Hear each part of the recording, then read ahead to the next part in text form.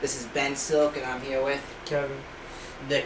And we got an exciting matchup we'll be calling for you tonight as we got the Broncos taking on the Raiders on Thursday night football. The Broncos come into this game with 6 straight wins at 7-2, while the Raiders 2-6 after a rough loss in overtime against the Jaguars. But let's get started. Let's get started with you, Nick. What do you see happening tonight? Who do you see winning this game? I think the Broncos are looking good so far. Great season. I think the Broncos are going to be winning this game at the very end. I think they're going to win by at least 2 touchdowns. Yeah, Kevin, what about you? I think it's going to be a low-scoring game. I think the Broncos probably have the best defense in the NFL, and I can see them shoving out the Raiders and making this one pretty boring for us. Yeah, I think the Broncos have had a few exciting games, as of late. Choking there for a second, but apologize about that. But anyway, yeah, the Broncos that had that great game against the Giants. Broncos, and of course that great game against the Cowboys. And then look at the Raiders. The Raiders played the Jaguars tough just last week. It's going to be, I think the Raiders, it's a division game. They're going to play them tough. And I think we're in for another good Thursday night game tonight. I think we see this game go into overtime. But I do think the Broncos hold on, getting a go-ahead touchdown and holding the Raiders off in overtime. Maybe Geno Smith throws in another interception, and it's going to be a 31-24 win for the Broncos. But I think we're in for a solid game tonight, and let's just talk about some players. Who you guys think are going to have a good night overall? Kevin, who do you think goes off on either of these teams? Well, for the Raiders, probably Brock Bowers. Last week he had the most fantasy points, and I was happy because he's on my team. But I would definitely say Brock Bowers, maybe Ashton Genty. But with Patrick Surtain being banged up, I don't think he's playing in this one. I could see maybe Trey Tucker having a good game for the Raiders. And then on the Broncos side of the ball, I'm looking out for R.J. Harvey, the rookie out of UCF. He has had back-to-back weeks with touchdowns, so maybe he goes off. And then Bo Nix, who's having a great year, he probably throws a few touchdowns, maybe 1 or 2, but we'll see. Yeah, Nick, what about you? I'm thinking Bo Nix is going to have a great game. Yeah, I think we see Bo Nix go off. He's been playing pretty phenomenal. You saw that game against the Cowboys, and of course that comeback against the Giants a few weeks ago. He's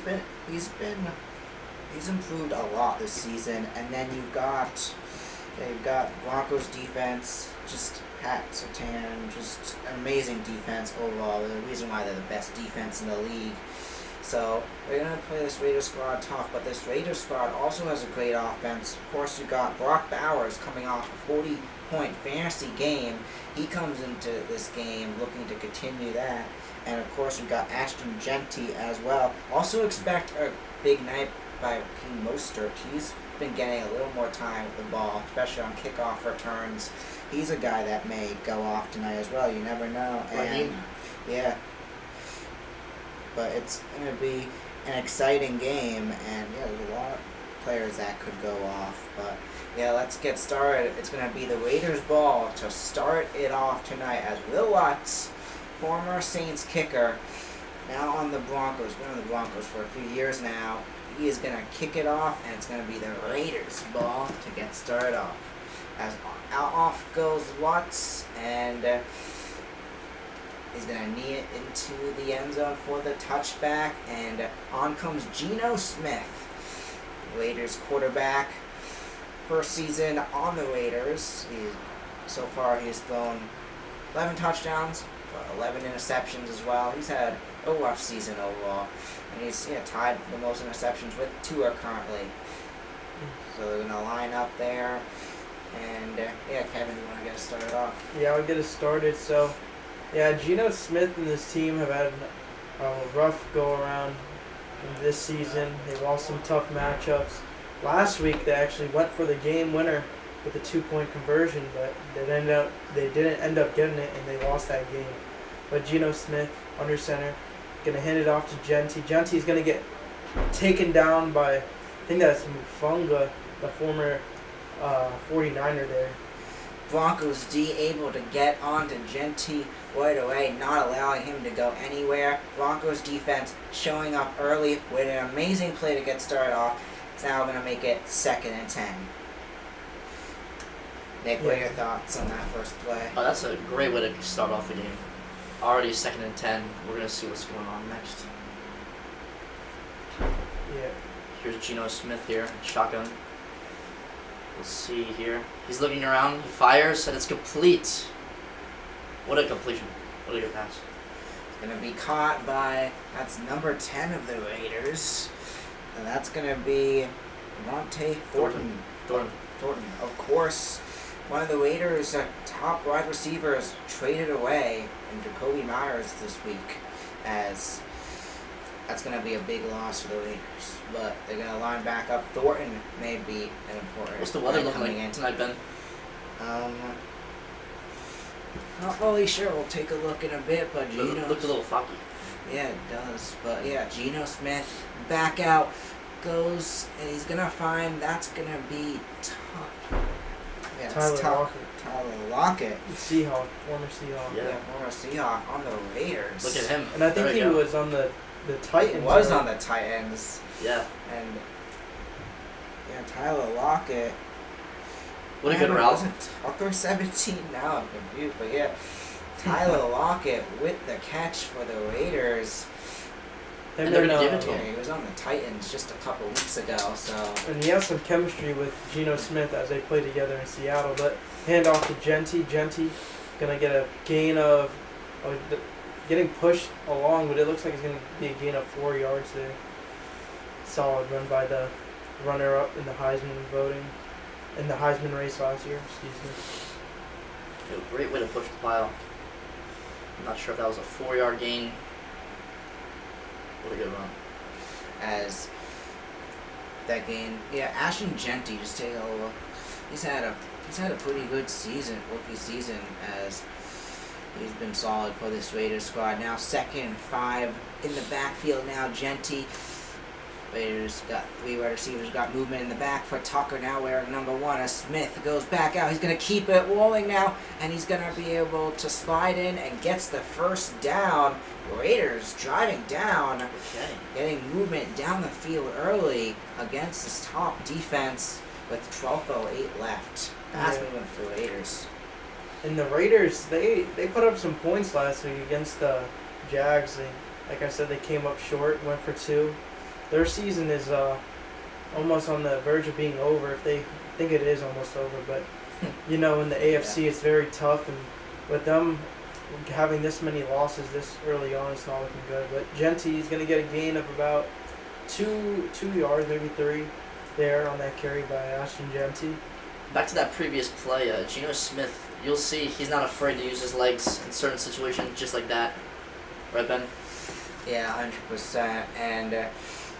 And Geno Smith, not able to find an open receiver, finds the opening, decides to go for it, able to get the first down there. But now 2nd and 7 for the Raiders here. We got 2 receivers, looks like we got 3 receivers out to the right. We also got Brock Bowers out there as See if they call timeout or if the play clock just ran out. I don't think they got a timeout in time.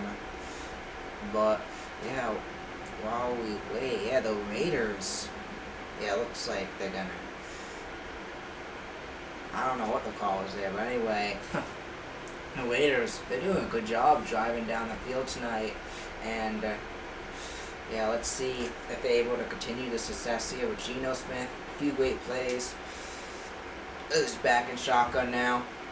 Raiders offense spread it out. Movement now for Lockett as it goes to the left. As flag is out, as Smith goes back to throw, finds Brock Bowers, but the play looks to be called dead. As let's see what the call is here. Bill Vinovich, the referee that has cost has cost the Saints and many other teams against the Chiefs chances to make it to the Super Bowl.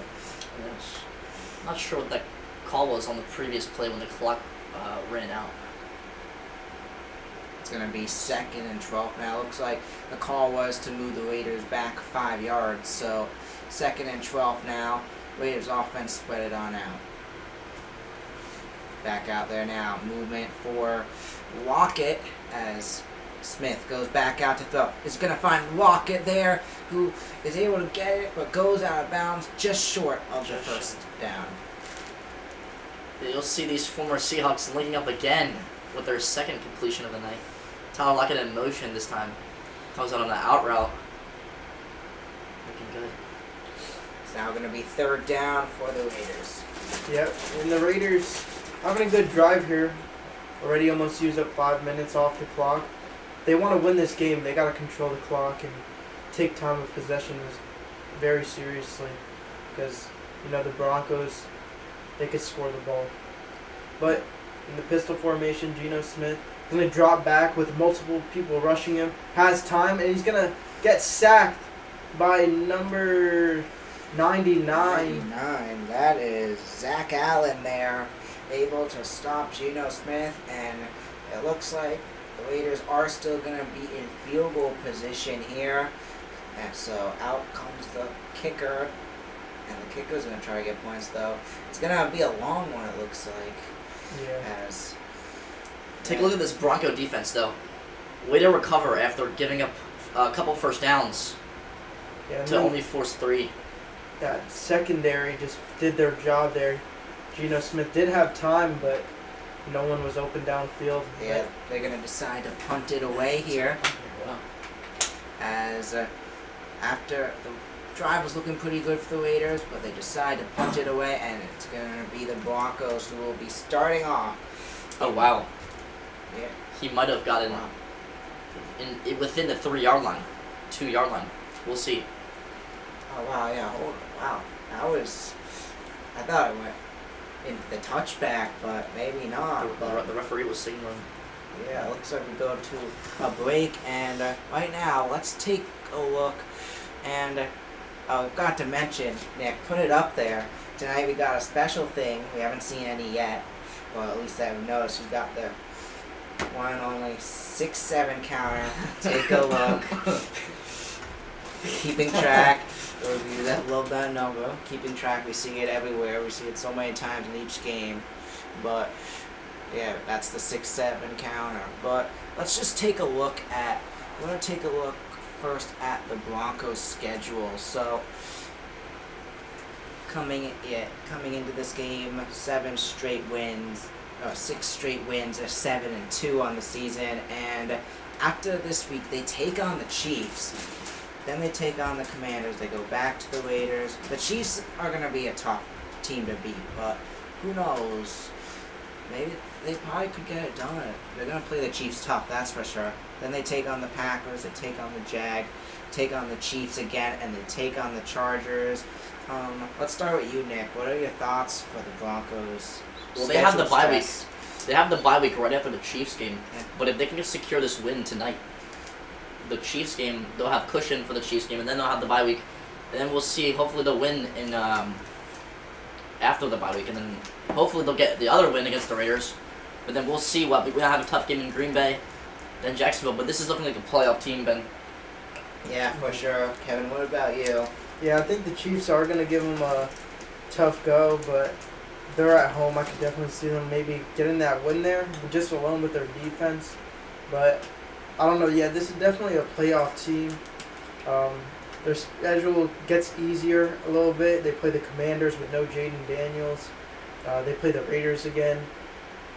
That is a divisional matchup, but they probably have the Raiders number. But yeah, this is definitely a playoff team. Yeah, but yeah, the Broncos, they're having a great season, and for sure, like Kevin said, they're going to be a playoff team. And For sure. Looking at their schedule, you play the Chiefs twice. I think they could beat the Chiefs one of those games, honestly. Mm-hmm.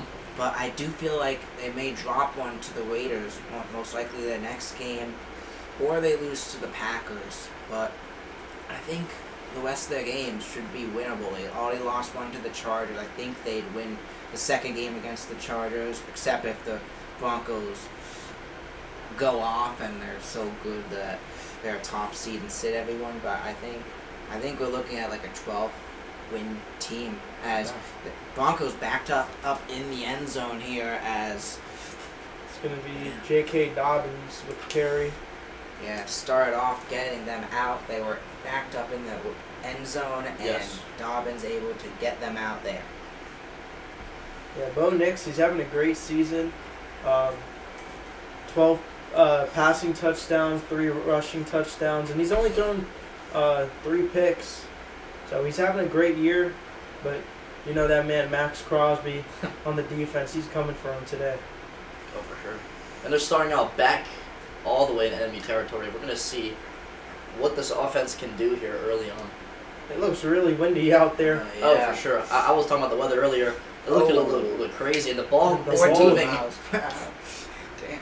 I guess that's why they chose not to kick that field goal, because I was about to say the same thing because they looked like they were in Yes. field goal range, but then they chose to play the field position game and they pinned them back deep. That is windy there. It's going to be a handoff to Dobbins there, and it's going to gain a few yards there, but it's still going to be not enough for a first down. It will be third down there, and I've camped in wind like that on an island. It's crazy. It's crazy how fast like that wind is. yeah. Like, I think Yeah. we can already assume that they're going to keep this game on the ground.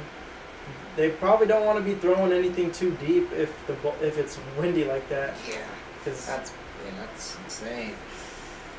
that ball will just travel way differently. But Now it says 20 miles per hour. It's going to be a handoff to Dobbins there. Max Crosby with his tackle there. Yeah, able to get in there right away, and Okay. not allowing him to go anywhere. And it's going to be a quick 4th and out for the Broncos. Max Crosby, one of the players that is rumored that many teams are trying to trade for at this trade deadline, but the Raiders wound up holding on to him as he's able to get the great stop there. And now it's a quick 4th and out for the Broncos. Still, 2 drives, no scores, as it's going to be the Broncos to punt it away.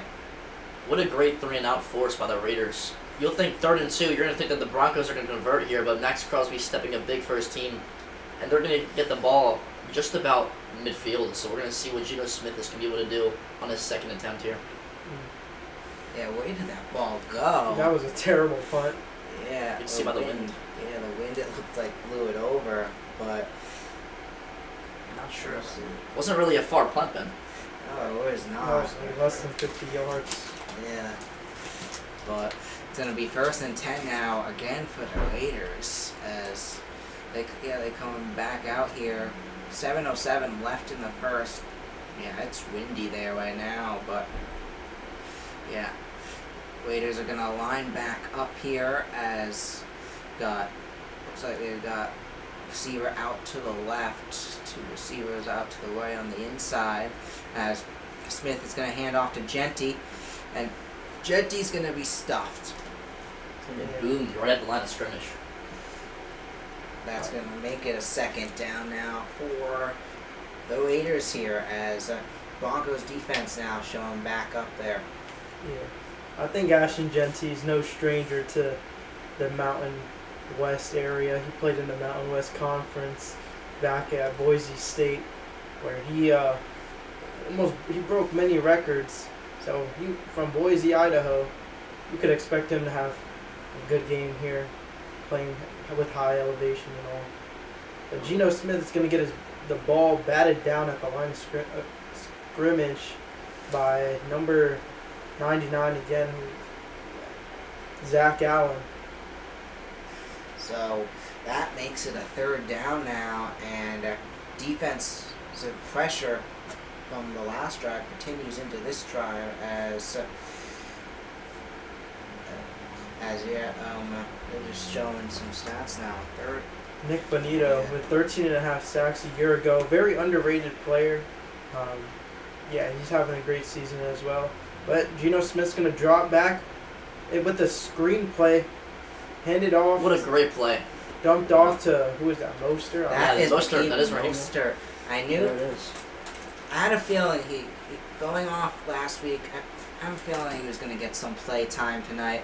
Also, it was a great decision for a late fantasy pickup as I needed a running back. But yeah, Raheem Mostert with the play there to get the first down, he has found ways to be involved these last few weeks and gets another play there.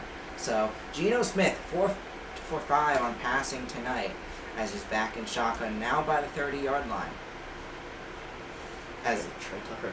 As it's going to be a handoff to Tucker there, and he goes around in the back and is eventually comes down, but gets a 1, and it's going to be second and about 2 now, as the Raiders gain a few yards there, as it's now going to be second down here, as what a play there. So they're going to mark it at the 2nd and 3-yard line. It's hard to be exact here as we cannot see the markers as are not at the game. But yeah, Smith back up. Movement for Lockett now. As Smith back out to throw. It's going to find, that's Mayer there. Michael Mayer, the tight end, with the catch. And with that, the Raiders are going to get the first down. Yeah, the Raiders starting this drive off really well, moving down the field. Geno Smith with time finds Michael Mayer for the easy first down. That's what Geno Smith just needs to do. Just stay composed in the pocket and just stay calm. He has an issue with just making bad plays, and right there he made a great play. So dump off to Genty. Genty with the carry. He's gonna bounce off a tackle, and he's going to get taken down for a gain of about 6 yards. That's going to make see it. so far. The Broncos defense, they're on their heels right now. Yeah. And that's going to make it a second down now. And the Raiders offense in the red zone compared to the Broncos. NFL, they're ranked 29th, and the Broncos are the best offense in the red zone this season.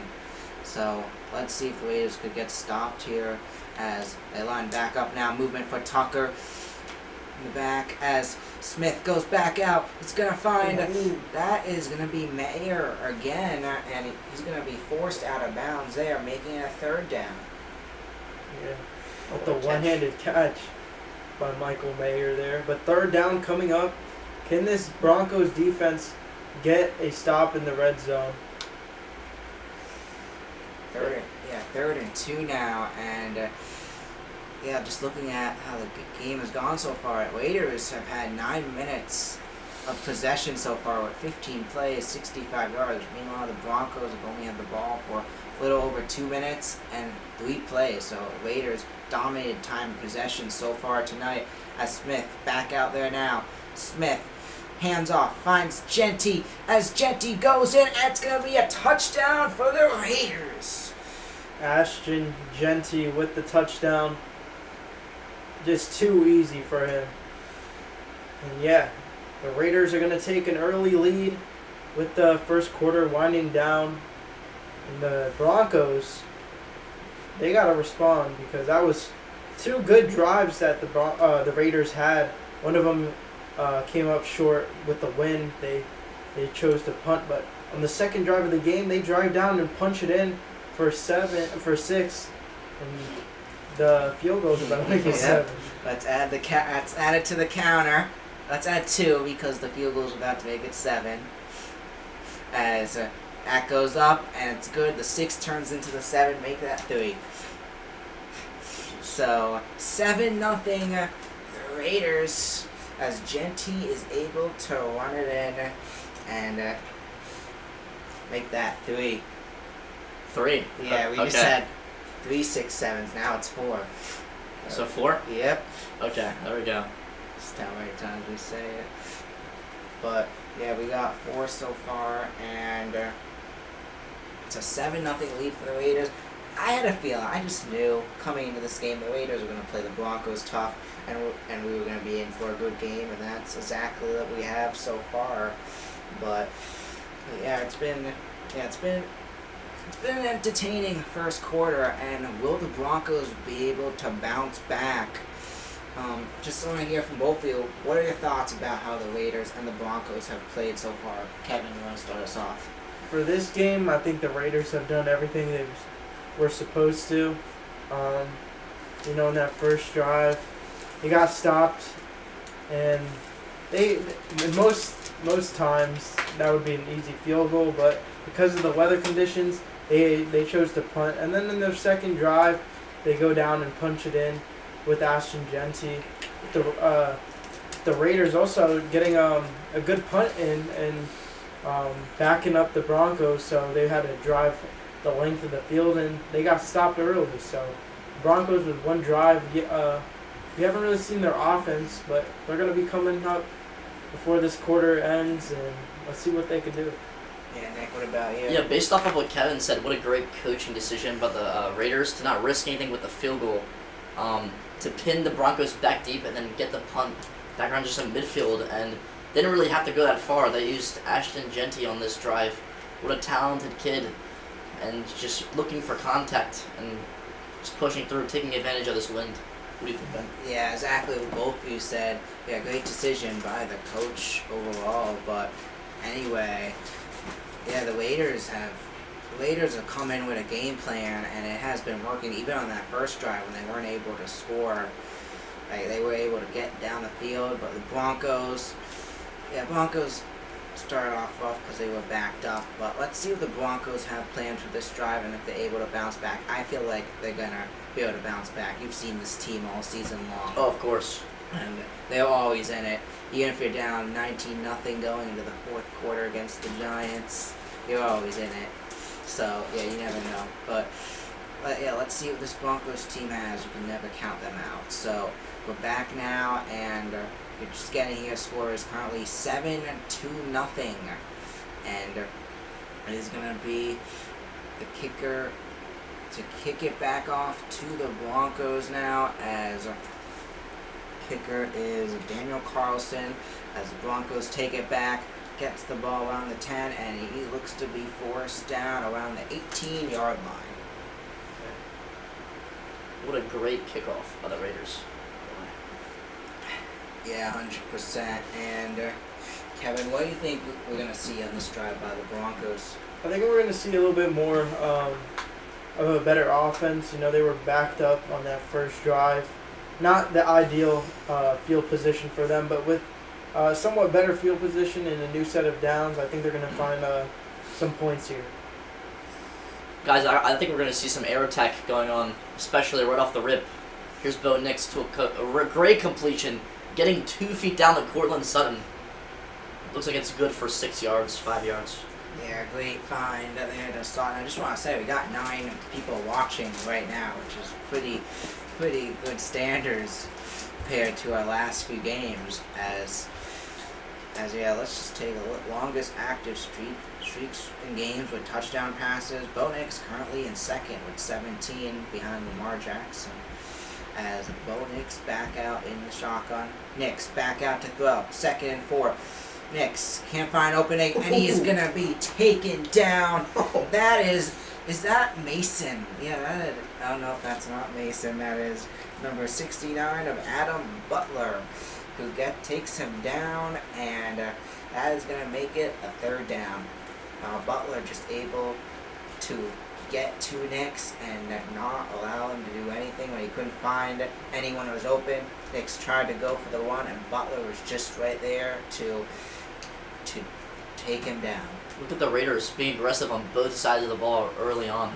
But the big deficit here for the Broncos, Bo Nix fire and incomplete. He almost got the ball, but incomplete pass here. 4th and 13. Yeah. 3rd and long there. Nix threw a pass intended for Evan Ingram, and Evan Ingram ended up dropping it. But, yep, another 3 and out. I don't know if they went 3 and out, but a 3 and out again for the Broncos. Not a good start for them with their first quarter winding down. So, so it's going to be 4th and 13, and the Broncos are going to kick it back off, and the Raiders are going to have a chance this next drive to make it a 2-score game as Broncos kick it back I was off. nearly walked. Yeah, no, I was about to just Yeah. say the same exact thing. As Raiders take it back out now. 81 takes it out. We've got a flag out. And that was Batchman with the return. Alex Basham. And wait to see what the flag is here. It might have been a holding on the Raiders. But yeah, well, Kevin and There Nick it were is. saying. Yeah, Kevin and Nick were saying, yeah, he almost got that block there, and that would have been a big score for the Raiders, Nope. but unfortunately just inches away, wasn't able to get it. I know it's a little early, but who plays next week for Thursday night? The Patriots? Patriots and the Jets. There you So go. that's definitely a game to look forward for, and For you. yeah, it's gonna be a great performance. It's gonna be such a fun game to watch. It's gonna be a dominant performance. The Jets are gonna get destroyed on prime time. Looking forward for it. But yeah, I guess while we're on commercial break, let's just predict that game. So, Nick, what's your final score prediction for that game? What, for the Patriots and Jets? Yeah, I have Patriots winning. yeah, I have them winning by a good amount. yeah. I'm not exactly sure what the score would be, but I have them winning. Yeah, I would say definitely the Pats. Probably like, I mean, they don't even have Quinn Williams or Sauce Gardner. Yeah. Like, they're Yeah, I even know. more trash. I'm going to say the Patriots win 49-13. Oh We my got the goodness. Jets scoring 13 points. Yeah, I don't think the Patriots go that off because I think the Jets aren't going to do anything and eventually the backups are going to come in. But I think the Patriots take it just like they did, just like they always do. As they say though, any given Sunday, so you never know what happens. Yeah, it's not the Jets. But it's Jets. highly favored in the Yeah. Patriots, by the way. I think Justin Fields throws like 4 picks and Patriots win, I'm going to say 38 to nothing. Yeah, gonna every be a- game we do, it tends to be an upset on Thursday night. Yeah, so maybe we shouldn't do next week's game, but yeah, we've been able to do some good games. Of course, that Steelers Bengals game, and that Giants Eagles game. And we did, Giants beating the Eagles. 49ers and Rams. Yeah, that one was pretty good too. All games we predicted the wrong team. Of course, we all went with the Broncos tonight. Raiders Yeah. looking like the better team here, and. We're 0-3 Yeah. on Thursday night games. Yeah, we are. But let's see if we could get our first wins tonight. But yeah, while we have a second, it looks like we're already back. But coming up, we'll talk about the Raiders' schedule at the next commercial break. But yeah, let's see what the Raiders have getting the ball back. Are they going to be able to make it a 2-score game? Nick, what do you think? Well, if you look at field positioning wise, the Broncos haven't even got the ball past their own midfield yet. So, right off the rip here, we have, we're back to the game, but Geno Smith is looking pretty good playing, and here comes Ashton Genty, just again, fighting through first down for a 10-yard rushing gain. What a wash and a fight for Ashton Genty, able to fight. Let's just take a look at this. Ashton Genty able to push his way through. That was a weak play or something else. But anyway, he was able to push his way through and fight for that first down. But yeah, Ashton Genty, so many great plays today, showing why he was picked at the pick that he was, and he's going to be a threat for years in this league. As Smith goes back out, he's going to find that's going to be number 2 of Genty again, as he's going to be pushed out of bounds, but able to get a few yards there. It's going to make it about 2nd and 4. Yeah. It's something about Ashton Genty playing in like the Mountain West area, man. He's so good there. I don't know if it's the elevation or what, but man, he's having a great game so far. As this quarter winds down, we probably only have one more play left until we head to the second quarter.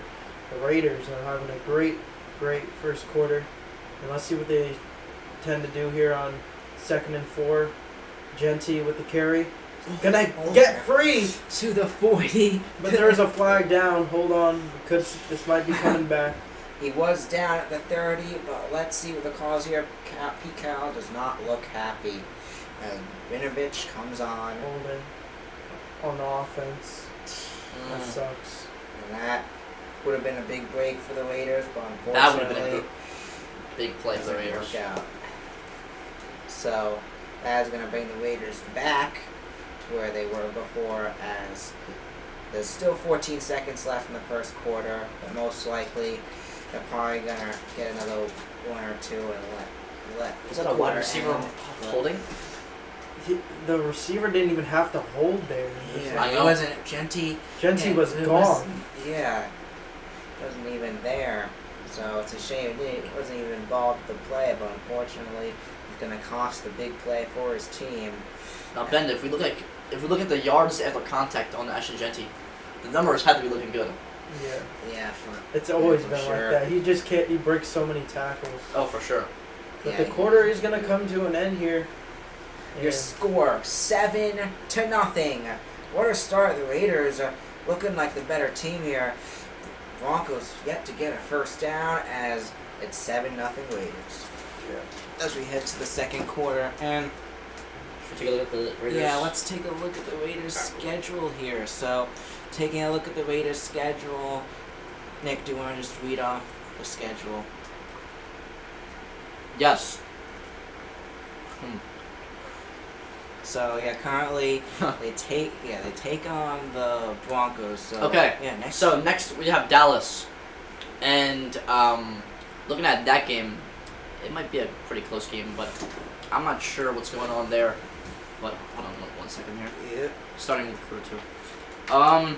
Then we get the Browns. Honestly, the Raiders might be able to win that game, but looking at the rest of the games so far, I think that the Raiders are not going to be winning a couple of games. If they win tonight, I think they're not going to win against the Broncos again, but it might go. We'll see. Yeah.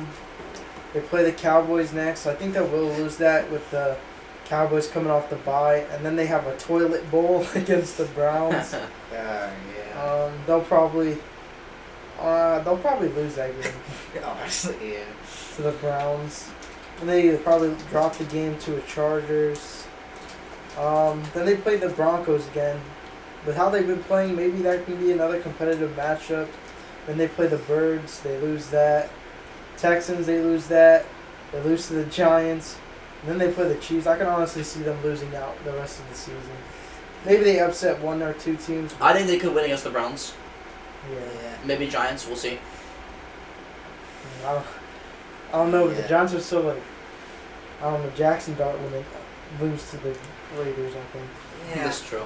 But yeah, we'll see. But yeah, they got a tough schedule. Of course, we're not talking about the first team they beat, but second team they're able to beat are the Titans, having 2 wins at this point of the season.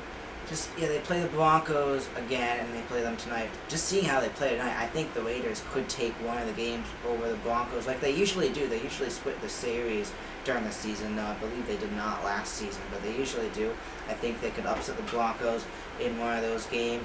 They take on Dallas. Honestly, whenever the Raiders play the Cowboys, the Raiders play them tough. I could see the Raiders going off, and I think we could have a shootout in that game, but I do think the Cowboys, they are still the Cowboys, and I think they're going to find a way to get a win. Of course, they're coming off a loss against the Cardinals, but I think the Raiders, they're going to play them tough, but the Cowboys get this one. But yeah, We're already back. Just talking about, I'll just go through this quickly. Yeah, the Giants, I think they could probably get another win as well. But yeah, we're back now. We'll do the rest Second of this and later. 12 to begin the second quarter. Geno Smith's going to drop back with time. He's going to look for Brock Bowers, and that's just out of his reach, and that's on Geno Smith right there. He acknowledges that. But 3rd and long coming up for the Raiders. Just a tough throw that Brock Bowers had to get, but it's alright. But if you look at the pass yards, I'm not sure if I saw this right, but it looked like they had -3 passing yards. I'm not sure if that's correct or not. Yeah. Yeah, so now it's going to be, they line back up, 3rd and 12. Brock Bowers back out there, and the Raiders score currently 7-0 here. as Smith goes back out to shut Nick up. Bonito just launched like a firework over there or something. Looked like he just like a bullet train. He just was so quick. That looked like Michael Parsons or like Myles Garrett. Look how quick he comes off the line here. Just beats this guy. Like, oh my gosh. Oh Boom. yeah, that amazing job by him to be able to take Smith down there. That's and- not even like 2 seconds in the pocket.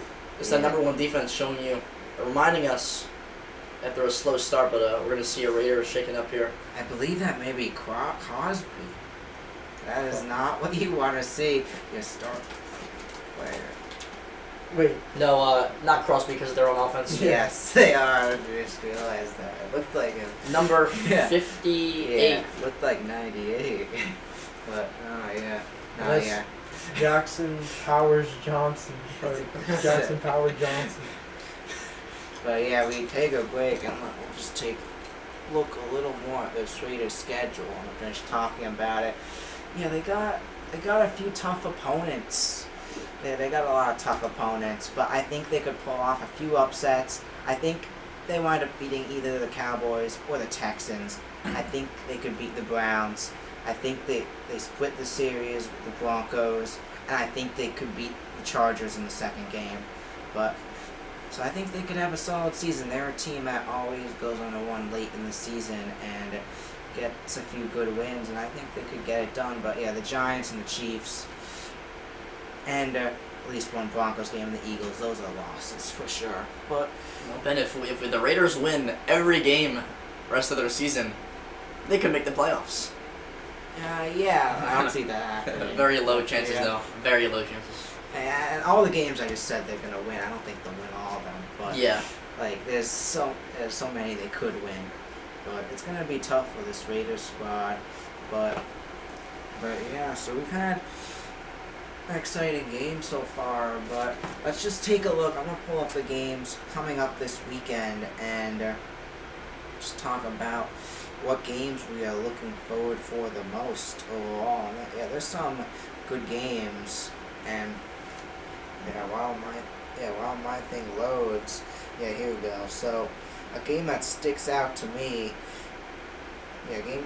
couple games that stick out to me. So we got Patriots Buccaneers, of course, the Tom Brady Bowl, and I think it's Did you gonna say be Patriots Buccaneers? yeah. It's going to There be we go. a solid game. I think it's going to be a good game. Both teams play each other tough, but also I could see one team easily pulling away from the other team. So it's a lot that could happen here, but this is going to be a good game for sure. I do think the Patriots are going to find a way to win, however. That could be a great game, though. Yeah, for sure. Kevin, any games that stick out to you? I think the most exciting game, or at least the second most exciting game, is the Ravens and Vikings, with J.J. McCarthy having an excellent game last week against the Lions and beating them on the road. Now this week they're at home and they're playing in the red-hot Ravens with Lamar Jackson back. I think that's a game that we could see fireworks in, and I'm excited for that one. Yeah, for sure, but we'll continue this discussion later as the Raiders are going to punt it away here. It's 4th and 18 now. Broncos will be getting the ball back, and let's see if the Broncos are going to be able to make this a game here as he's going to not be able to punt it, but able to rebound there, and the ball goes out, it's not going to go in bounds again as the wind continues to go up there, as out comes the Broncos there. Let's just add another 6-7 onto the thing because you just saw the kicker running off number 6 right next to the scoreboard of 7, so you gotta add that there. But yeah, 1st and 10 for the Broncos here. As now Crosby and Not hurt. not hurt. The guy had the tattoos and everything. Yeah, there he is going in. Jackson Powers Johnson. Yeah, he had the tattoos and But everything. he's getting caught it off here. Yeah. So So bad mistake there. But anyway, it's gonna be 1st and 10 for the Broncos. Kevin. Next to drops back, finds R.J. Harvey, but there's flags down on the field. This play was probably ruled dead because of something. Yeah, so we'll wait to see what the call is. Bill Vinovich. So there's about to be a holding here. Holding on the Broncos side. Yeah. So that will move the Broncos back. It's going to be on Lewis, number 89 of the... Yeah, number 89. On the Raiders. Lewis. Or the Broncos. Wait. No, it On must the be the Broncos. Raiders. On the Broncos. Yeah. He was Yeah. holding Max Crosby there. Mercedes Lewis? 89, not in the roster, but... Was that him, Mercedes Lewis? I think it is. It is. Yeah. Lewis, he's not in the roster. So, 1st and 20 now, as the Broncos are going to be pushed back 10 here. Yeah. This has not been a good start. The Broncos yet to get a first down, but Nick's going to hand it off to Harvey. Harvey's going to pick up a gain of about 4 yards there. But I just want to talk about Sean Payton coming in a few years ago with coming out of retirement after coaching the Saints for years. He came here with Russell Wilson, who is now the backup quarterback for the Giants. But he came here and this team had a lot of potential, very young. They always had a solid defense, but now it's been a few years. Last year they played the Bills tough in the first quarter, in the first round of the playoffs, and now this year they're having a great year. But back to the game, Knicks can almost be intercepted. Just miscommunication by him and his receiver there. But yeah, 3rd and long coming up, 3rd and 16 coming up. But yeah, like I was saying, Sean Payton came to this team to win playoff games because he knows this team has a lot of potential, and this team has a bright future with this defense. But Nick's gonna drop back with time. Looks deep and he finds Pat Bryant maybe. No, that's Troy Franklin. Troy Franklin. Great catch by Franklin there, but unfortunately he's going to be short. That's Payton, going to make it a 4th down. Thinking of going for it here early. He wants his offense moving. This would be another 3 and out. They did not get this first down here, but 4th and short coming up. Yeah, they want to keep their offense on the field. And Bill Nix is going to be... Very, very... what's A the- lot of what's the people referee doing here? look like they're on the line of scrimmage. There's like half their team is on the line of scrimmage here. The referees are holding... There we go. Bill Yeah. Nix is under center on this play. It's like they're blitzing. Oh, He's trying to get them to jump off sides. yeah. Yeah, it looks like it as taking their time. You're letting the clock tick down, and it looks like they're back now, and it looks like they're gonna get the timeout Timeout. here. As no one's gonna jump, and that's gonna be the Broncos' first timeout here. Or no, they let the flag go. And that was their Okay. 3rd straight 3 and out of this game. The Broncos are yet to get a first down. Yeah, so with that, they're now for sure going to punt here as let's annoy the timeout as it's going to be 4th and 8, and the Broncos are going to punt it away here, and the Raiders. It's going to be Still another up. drive that Broncos not able to do anything as the Raiders are going to get the ball back. Yeah, they were not... They were fine with taking the penalty here to give the punter more room. And oh my goodness! Wow. Look at this punt. That was just terrible. It goes up in the air a bit and then bounces right back down to blow the wind, and it's still gonna not be amazing field position for the Raiders, but just still a bad punt. Yeah, just look at And he that. shanked it. He Yeah, shanked that too. missed that, yeah. Crawshaw with the shank. Yeah, well, punt there as Crawshaw not able. I wanted to see it. what the ball was going to do in the wind if he kicked it normal, but unfortunately they shanked the ball. But the Raiders, again, have more opportunities to pull away here from the 7-0 lead. Yeah, but Geno Smith and the Raiders offense now back onto the field, and starting around the 30-yard line. Yeah, we've seen a lot on the ground today when Genty has been getting the ball, and even when Geno Smith's been running the ball, it's been successful. Throwing the ball has not worked out a ton today, but it has worked for the Raiders. And let's see what they're going to do here. So Raiders line back up now. 2 receivers out to the left as Tyler Lockett comes into the inside. Smith back out in the shotgun. Genty in the back. Movement now. Broncos D movement around as well. As it's going to be a handoff to Genty, and Genty's going to be stuffed, not able to go anywhere. Taken down. That will be a 2nd down. Seen a lot of plays on the ground here. Obviously, this is a factor in the win, but we're going to see how the Raiders are going to be bouncing off from that previous play. But we have an injury update here of Alex Kappa. Kappa coming in for the injured Powers Johnson. But Geno Smith on 2nd and 9 drops back, looks to dump it off, and it's not even going to get caught by Mayer there. It's going to be just an incomplete pass. 3rd and long coming up for the Raiders. So, yeah, just taking a look at the replay. Geno Smith, looks like the defense just had him covered there. As, yeah, Smith tries to find Mayers there, but defense able to give Mayer pressure, not able to hold on to it there. It's going to be 3rd and 9 now as 11:20 left in the 2nd quarter. Clock ticking down. 7-6 as Smith goes back out. Smith back out. Throws it. It's going to be caught by Brock Bowers for the 1st down. More. What a play to find Brock Bowers. A big gain there by the Raiders. Geno Smith out to the left to find Brock Bowers. What a play. What a great way to find the open man here in this situation. And this is a pretty good pass here and great yards after catch.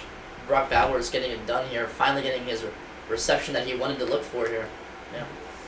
There are very few tight ends in the league who could run like that. He could also block too, but he's more like a receiver more than a tight end. But Geno Smith's going to throw it intended for Genty, and Genty just can't come up with it. But back to that play, what a great route by Brock Bowers there. And a great conversion on 3rd down. Yeah, that's what they needed. They needed a conversion, especially not wanting to give the Broncos any chance because, coming back from the Giants, anything is possible with a 7-2 team, so way to convert. Yeah, for sure, but back out here now, 2nd and 10, and so far, defense, if you're just getting here, defense has been big in this game for both teams, but the Raiders offense has been able to do some stuff as they've been able to work this Broncos defense. That's going to be a throw off to Tucker to the right, and Tucker's able to get maybe a yard. He got blown up on that play. Yeah, that's going to be 3rd and 7 now for the Raiders. Yeah, Malcolm Roach making the tackle there on the screen pass to Trey Tucker. The 3rd down coming up for the Raiders. They probably want at least a few more yards to maybe attempt a field goal, but they want a 1st down. They want to keep this drive going. Geno Smith in the pistol formation. Bowers in motion. Smith drops back with time. Intended for Tucker, and that's going to be too high, but we have a penalty marker down on the field. Let's see who this is on. This may be, Broncos look upset. This may be giving the Raiders a 1st down. Still 3rd down. He said still 3rd down, so. Yeah. Well, the flag was before the receiver could even try to catch the ball here. So that was actually a free play for. Yes, that was. But honestly, Geno Smith is looking at this comeback route. He's trying to put some speed on the ball. He's not even noticing that someone jumped off sides here. But we have a 3rd and 2. We're going to see if the Broncos can get their aggressive stop. Yeah, we may see. 3rd and 2. 1 to Genty. Genty's been able to fight for these 1st downs tonight. Let's see what he has. What is this play called? Actually, try to do a tush push. Or I don't Ben, know actually, Raheem Mostert was in the backfield. They didn't have Genty here. Yeah, right after I said that was terrible play call. We're running QB sneak on 3rd and 2. 3rd and 2. With Geno Smith. He's not Jalen Hurts. Yes. 35-year-old Geno Smith. I was so surprised. Do anything. I was so surprised on this play. I was busy. I was confused why and they're going for it. Yeah, Genty now back in. Yeah, interesting, especially with a good field position. They might as well just kick the field goal. Pete What the Carroll wind? electing to Oh, go for it yeah. on 4th down. He has pressure coming his way, but he gets caught. For the flag. Tucker all the way That's to going the to be touchdown. offensive pass interference, I think. We're gonna The see, flag though. comes I think out. he pushed off there. Trey Tucker might have pushed off there. That might be an OPI. Yes. Yeah, and they're gonna take that back. Yes. I Yeah, see what the that's Raiders were doing, though. important. They wanted to get at least one more yard, but on this 4th down play, a play action, they wanted to get the Broncos to jump, but the Broncos were not fooled. Ooh, Yeah. okay. Yeah, Thornton there on a little too aggressive there, causes the penalty, and yeah, Smith upset about that. Very upset about that. That's gonna. They had to make call it- the flag, though. Yeah, that's gonna make it 4th and 12 now, Are they and punting this? Is this they're a punter? punting. I think. Oh my gosh. Wait, yes, have the no punter is out. They have no confidence They at all. have no faith in the Their field goal. punter is out. That's We like have, a we have to 50 have yard. high mile per hour wins for this. Cole kicks it off, and it's gonna roll Ooh. back. Ooh. It did go in for the touchback. Maybe it did. Look at this. We might Oh have a my God. 1 yard. This is Look at this. The special teams of the Raiders, again, coming up huge. Oh my gosh. So the punter, we have more faith in the punter today, guys. Look at this roll. Another Holy one. cow. Because of What the it- look wind. I don't think it gets any better than that. Oh It my doesn't. gosh. Holy. How does it hit the one and just I don't think flies it's out the right? You any don't- better than that. Yeah, you don't see that. Like, you never see that. That just shows you how windy it is. It's so windy that the wind won't allow the ball to go anymore. That's how aggressive it is right now. And, yeah, it just pushes it out of the end zone. That is. Again, The the Broncos. Broncos are going to have another drive where their backs are against their own end zone. Yeah, and they are yet to get a first down in this game. Yeah.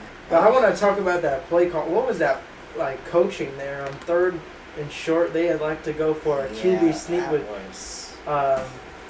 was Geno Smith. I would rather you hand it off and lose a bunch of yards with Genty than to hand it to Geno Smith. They didn't even have Jenny, and they had Raheem Mostert. Yeah, that's terrible offensive Yeah. play calling there. What a shame, though, because Trey Tucker, he did have a lot of separation from the flag, but what a shame there Yeah. from that flag. Yeah, for sure. And yeah, it's just I don't know what they were thinking there. And the Raiders miss out on more points because they don't want to take the field goal. That Yeah. would have been another chance for them to get a field goal. But Not bad, though. Yeah. Not bad decision, forcing the Broncos all the way back. So, we'll see. We'll see. Yeah, but I think you missed it. If just in case you didn't miss it Sunday, Cam Little did break the field goal record of 68 yards, and I want to know from both you guys. I did miss it. I missed Yeah. it. So did you even know that? I remember you telling me. Oh yeah, I did. But anyway, do you guys think that record's gonna be broken again this season? And if so, by who? Kevin. I think it. I don't think it's getting broken this season, Yeah, I don't know. just because it's so hard to get an attempt from there. But if there was one player, I would probably say it's Brandon Aubrey. But yeah, I don't think it's getting broken this season. I think Cam Little has it. Not to keep spamming about the conditions, but every game's conditions is different, so you never Yeah. know what kind of game is going to happen and what kind of kickers we have against each other. So honestly, what I'm going to say is I'm going to say that this record's not going to be broken again for the season. But hey, we have to celebrate what Cam Little did. Yeah, I don't know if this record's gonna be broken or not, but yeah, you saw they even put Brandon Aubrey out there for a 68-yarder. Thought he would tie it for a second on Monday night, but fortunately it didn't go. That just shows you it is tough to break the record. I would not be shocked if the old record gets broken again, but I think Little has it for at least a season. As Bo Nix goes back, it's gonna find J.K. Dobbins there as the former Raven and the former Charger gets it for a few yards there. Still going to be second down there, backed up close to the end zone still. Yeah. They've What a scored. year for Dobbins. Obviously, he has had multiple season-ending injuries in the NFL. And over the last 2 years, he's found success. But Nick's going to find Franklin there. This is a little bit out of character so far from the Broncos offense. I'm not sure what we're seeing so far, but the Broncos are relying heavily on their passing after catch. I mean, their yards after catch. But 3rd and 1 here. This is going to look like a great play. Yeah, Yeah, just- that. That was a... This was a play before. This is a big What down for the stop that Broncos. was there. Yeah. This is a big down. 3rd and 1 here. Let's see if they're able to get the yard as Nix goes back to throw. Can't find opening. Now being pressured in the back. And it's going to be, he touches it, but that's going to dropped be by Evan dropped. Ingram again. That's his second drop. You guys, what a great way of Bo Nix to stall the defense with him running around trying to hope that his receivers will end up open. I thought he could have taken off there, but I think he's thought that the You're defensive right. lineman had him there. I think he could have maybe tried to get him off Earlier, the edge. yeah. And yeah, I may be mistaken, but I believe the Broncos still yet to get a first down tonight. Yeah, Yeah, very yeah. uncharacteristic. Very Yeah. not like them. They have not gone I the know, first yeah, down. that's what. This has been a rough night for the Broncos. And we have another punt. This is kind of like the They're Giants still in it. game where they've It been is. shut out and then Come back. Will Crawshaw shank another punt? No, I'm kidding. As he goes up and Oh, another yeah. punt is going to be shanked. Oh my As God. it goes out of bounds. And this has been a crazy punting day. And is it the wind or is it the punter? Because Not sure, I but the think it's Raiders- both. But the Raiders, they're going to get the ball again just at midfield. I don't think if you're a team here, I don't think you can ask for anything else. You're punting the ball, you're forcing the other team back at their 1 yard line, and then you're getting the ball again on your drive at the midfield. I think the Raiders have started every drive off at least around the 50-yard line. I know you can't ask for anything Yeah. better than this. They may have to put Lutz in. Just let Lutz punt it. Maybe There's they'll no go farther than the excuse. actual punter. If you're an offense, there is no excuse for you to try to get points. Yeah. You're set up again. It should right now. It should be at least a 14-0, maybe even 21-0 game. It should The be at Raiders least have- 13. Yeah.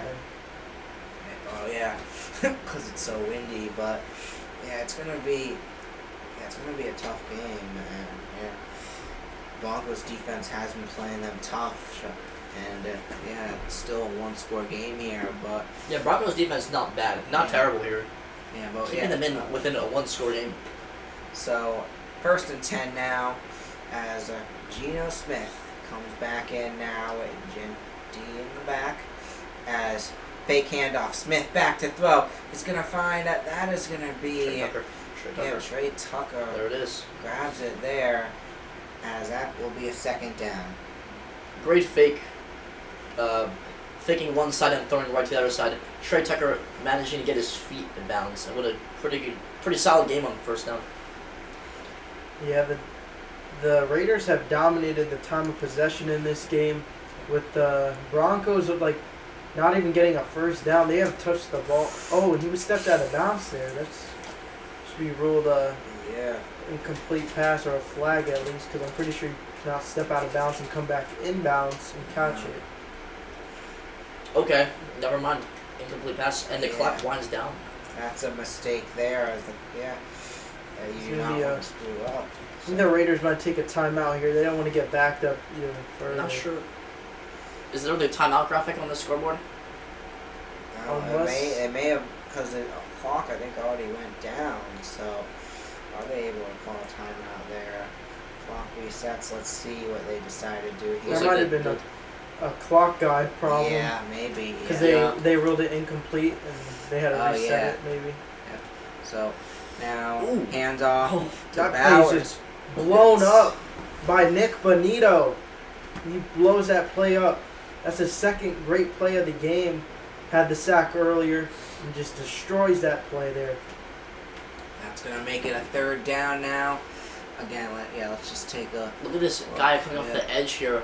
Just great timing. I mean, you can't ask for anything better on the Broncos defense. Just Per- goes perfect unblocked.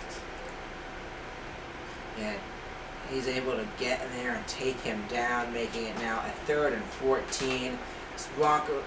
Broncos offense has been able to do nothing, but this Broncos defense has kept them in this game. As Smith goes back out to throw, he's going to find that is Mayer there with the catch, but goes out of bounds, still short of the first down. They take the field goal, or do they punt? What do they go Honestly, for it? There, I believe. just go for it. Yeah. Your defense doesn't give up Okay. the first down. Yeah, just go for it at this point. Like, if you're going to give up first down, the Broncos probably drive down and get some And it's not like points. they could kick a field goal. Yeah. They have to score a touchdown. This is a very interesting game. Yeah, they're going for it here. It's 4th and 5 I do have to at say. the 40. Watch out for Trey Tucker here, as he has been Geno Smith's favorite target, maybe even Tyler Lockett.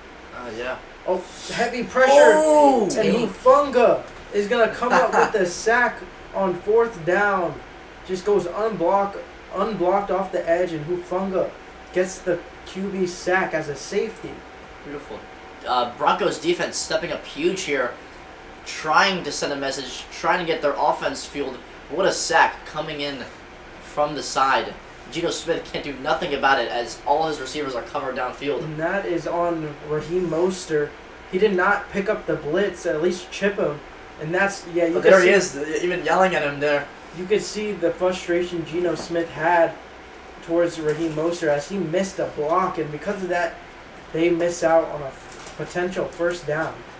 Yeah, but I just want to say, looking at this Raiders offense, as you may know, they traded away Jacoby Myers to the Jaguars. So that means other receivers are going to need to step up, like Trey Tucker, and we're seeing Trey Tucker stepping up already tonight, and Tyler Lockett also being important. But we're going to need to see more receivers step up, as of course Myers a big loss for the Raiders.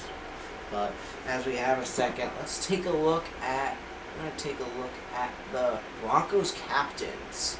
And these are Broncos captains. Of course, you got Nix, you got Sutton. You got a solid group of captains. You got Pat Surtain, and we're all there.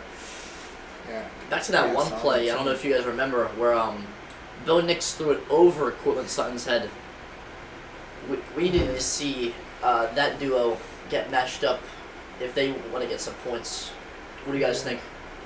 I think this is their best opportunity after getting that stop on 4th down. Definitely Cortland Sutton has been one of his favorite targets, and I think they need it. They're eventually going to get something going, but they need a first down first. Something to just get them going. Yeah, for sure. But I was just gonna say, I'm trying to find out. Fun little fact, Yeah, that was yeah. Ashton Genty's 7th career touchdown that we just saw. Or not just saw, but earlier in the game. That was his 7th career touchdown. What a season! What a season he has just had overall. 7 touchdowns, and we're just over halfway through the season, and this guy's gonna be great from years to come. He may be one of the best. He's probably gonna be a top fantasy running back for sure next season, and he's probably gonna be the best for a bunch of years to come. But Raiders on the sideline. Geno Smith trying to hype up His defense looking like, or his offense. as 0 first downs allowed on the first 4 drives. So Nix and the Broncos offense back out there now. It's going to be a handoff to Dobbins. Dobbins goes around, fighting, gets the first down of the game, and it's going to be out of bounds. About 5 yards past the first down line. 1st and 10 for the Broncos there. Their first down of the night comes in the second quarter with 5:44 remaining. You can only hold off J.K. Dobbins so long. He's eventually going to break them free, and this is exactly what we saw right here. Yeah. J.K. Dobbins having an incredible season, top 5 in the league in rushing yards, and he's just trying to get going here tonight. But Nix under center, tight end in motion. Nix gonna hand it off to Dobbins. Dobbins tries to do a spin move, and he picks up about a gain of 1 yard. But there's a flag down on the field. This might be coming back. Let's see what the flag is. It's going to be a holding on the Broncos. That's number 82 of... That's number 82. That is Adam Totman there as yeah, that, I believe that's multiple penalties against him tonight. And yeah, it's going to be 1st and 20 again after the Broncos got their first down. It's now going to be a 1st and 20, so not ideal here. Yeah, that's for sure. As Nick's back out there now. Movement along to Harvey in the backfield as Nix goes back out to throw. Pulling, can't find a receiver now, finds Harvey there, not able to go anywhere, making a 2nd down. Maybe gets a yard. It's going to be Jamal Adams with the tackle. Here's the veteran. Former Seahawk and the former Jet there, now playing under Pete Carroll once again, now as a Raider. Now, guys, if you see the Raiders' defense, this is exactly what kind of position you want to be in. Especially if you can get this stop here on 2nd down. You want to keep the Broncos for a long way for 3rd down. So 2nd and 18 now for the Broncos as Nix goes back out to throw. He's going to keep it rolling now. Now it goes back to throw. It's going to find, that's number 13, taking it, Bryant, and he'll be down. Yeah, he didn't get in there. He did not get in, but what what a play there. Let's just take a look at that again. That is the wide receiver, Pat Bryant there. Nix goes back. Can't find open receiver. Bryant goes around. Nick's just going to move out the pocket and makes the throw on the run. He finds a wide open Pat Bryant. That's great pass block for protection there to get Crosby out the way there and just give Nick's a chance to make a play downfield, and he does that right there. And the Broncos are in scoring position right here. How about Nick's not afraid to use his legs there? As Nix is going to find Harvey there. He gets pushed right down. I just got to say on that last play as well. Great leg work for Bo Nix there. And rolling in the pocket, finding the wide open receiver. Yeah, Broncos now trying to tie this up as they're getting closer and closer with 3:04 left. They got plenty of time here. Bo Nix 6 for 9 tonight as it's 2nd and goal. Yeah, Nix has only attempted 9 passes. That's not even anything. Yeah. In the NFL, if you're attempting 9 passes in 2 quarters, you would expect to be running the ball great, but no, that's not the case. They haven't had anything. But Nix finds... That's gonna be Franklin. Touchdown! Troy Franklin with the touchdown. How about you? Denver Broncos gets it on them there. What a drive after the Broncos could not get a 1st down for the first 1.5 quarters or 1 2/4 quarters, and now they get down and get the easy touchdown. What a play by Bo Nix. Let's add one more to the 6-7 counter as the score is now 7-6 here. As Bo Nix able to find Franklin there, and what a play. As now on comes Will Lutz for the extra point. The former Saint goes up. The wind doesn't seem to be an issue there as that goes through. 7-7. Kick is good. We are all knotted up at 7, and folks, we got a game. Yeah, after the Raiders went for it on 4th down and they didn't get it, the Broncos take advantage of it and they drive down the field and punch it in for 7 points right there. And we have a tie game here. Yeah, as I said, guys, the Raiders, they could only hold off the Broncos for so long, and they had a couple of drives where they were looking like they were going to score another touchdown and make it 14-0, but now we have ourselves a tie game, and the Raiders have the ball here, so we're going to see if they can respond to this touchdown. Yeah, let's see what the Raiders could do as the quarter comes to an end. And Nix, that's the type of offense we've seen them put together this season. After starting the game off very, very slow, they have a excellent drive there. As Bo Nix, we saw him make that play on the run.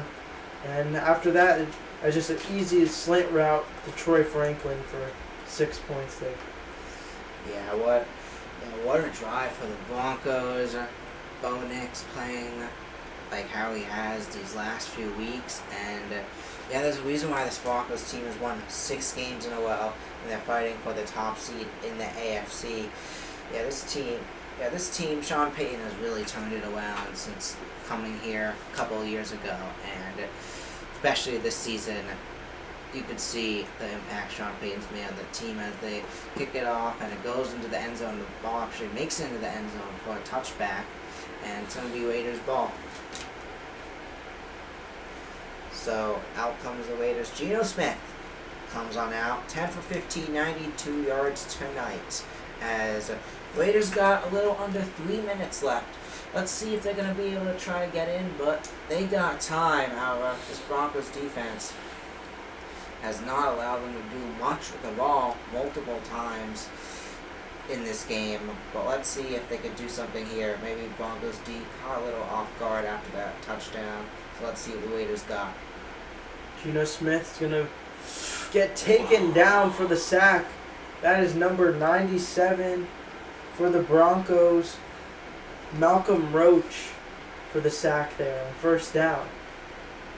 It's just not a good way to start off here, especially since you want to get points here before half. Trying to use his legs, but just beat on the line of scrimmage. Yeah, Geno Smith is coming to the end of his career. The Raiders, as they have had a tough season, maybe they elect to go with the younger option in the draft, this upcoming draft. But right now, Geno Smith is their quarterback. They feel like this team still has a little bit of fight left in them, and they're trying to make a push for the playoffs if possible. You know, Pete Carroll has led his team to the Super Bowl in the past, so he knows what it takes to win. And this team, he feels like, has potential to do it in his eyes. But handoff to Genty. Genty going to take the carry for about 4 yards there as he just trucked. Yeah, I was gonna say. Did you see that truck? Yeah, he just trucked one of the linebackers, I think, for the Broncos. What a play. Yeah, let's just take a look. Yeah, let's take a look at Brock Bowers tonight. Yeah, on that last drive, like, he'd had that amazing play to get that first down, but besides that, he hasn't been able to do a ton. Yeah, just looking at that last play, though, what a great game. Yeah, they've been doing a great job of containing Brock Bowers. 23 targets, only 1 reception, but that reception was 31 yards. Yeah, besides that one play, like I was saying, he's been able to do nothing, and Broncos doing a great job stopping the guy that went off just last week, as it's now 3rd and 6 here. 7-7 your score as somebody used a timeout, I'm pretty sure, but I'm not sure. I can't tell who. Benito back in the game. Smith goes back out. Benito is going to join number 99, Zach Allen, for the sack. That probably counted for a sack and a half for both of them. I literally called it. I said, watch out for Benito. Him and Zach Allen just come rushing through. Look at Geno Smith running right into the blitzer here. And they both what are we thinking? What are we thinking? No leg work. At the same time, they both get to the quarterback. And what a play by both of them. Wow. To just find a way to the quarterback and get a sack on 3rd down. And give their Broncos offense a chance to take the lead going into the half.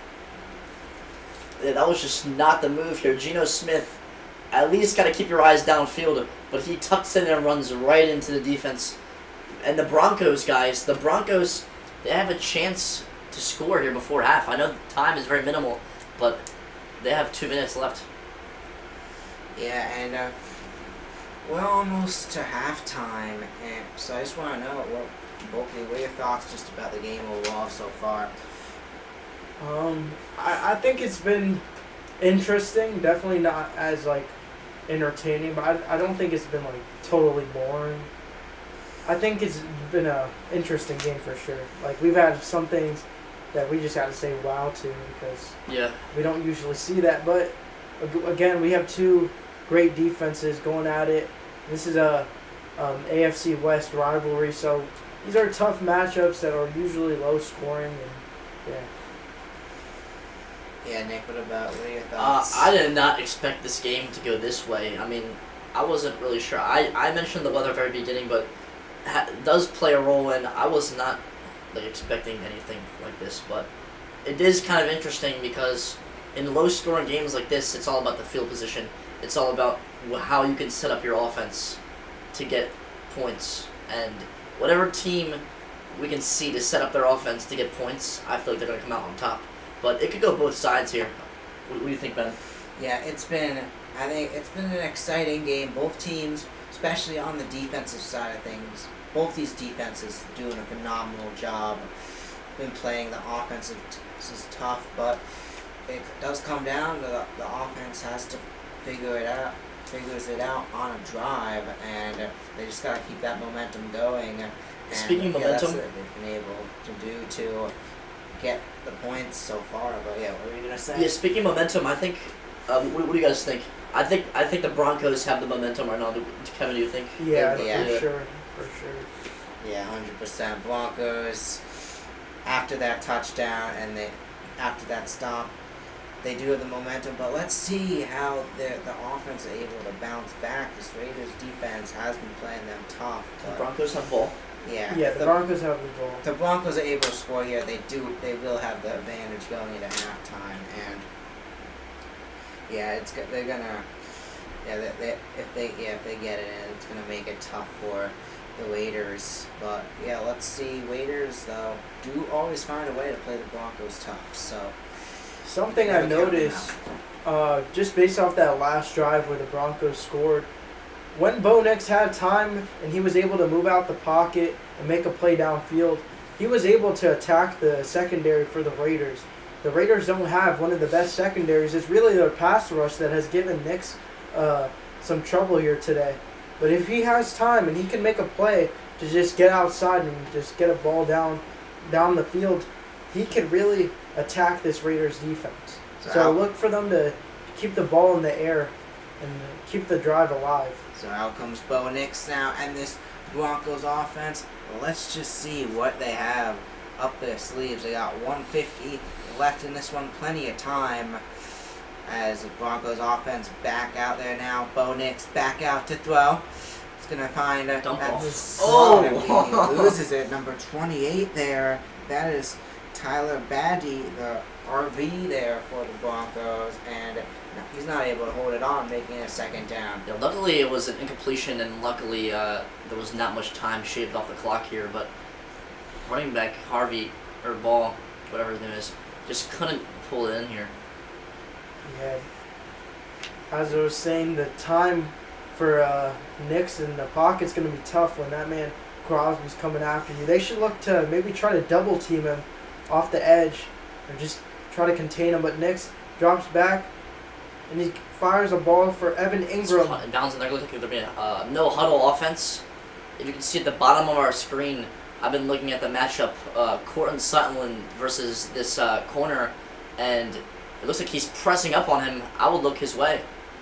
Nix going fast, looks downfield, finds number 13 Pat Bryant for the first down, but there is a flag down on the field. Is this coming back?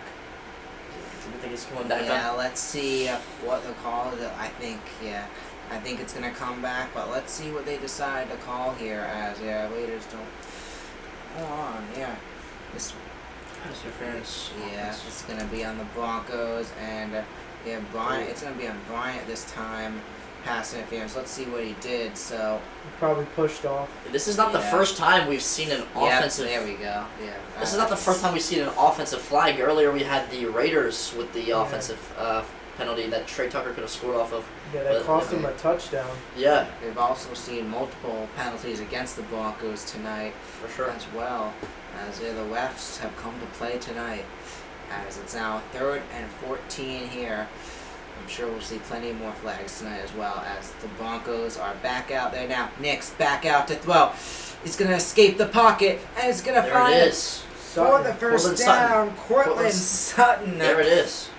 There he is. Has been non-existent the entire game. but there is the number one wide receiver to get the catch there, giving the Broncos the first down. I was about to say they contained him. Offsides or like false start or something. I think it was a false start by the Broncos offense. But I gotta give Bo Nix credit. He is able to really keep these plays alive and make a play downfield. He's able to move outside, step up, and he keeps the play going. I gotta give him credit. Yeah, you can see him roll out and just extend the plays. You can see, giving this number one wide receiver Courtland Sutton time to find openings down the field. But with this false start, let's see how the Broncos can bounce back really quick and get some points. I want to see points before the first half. Yeah. Number 69 there, just with the false start. That backs them up 15. That's not what they want.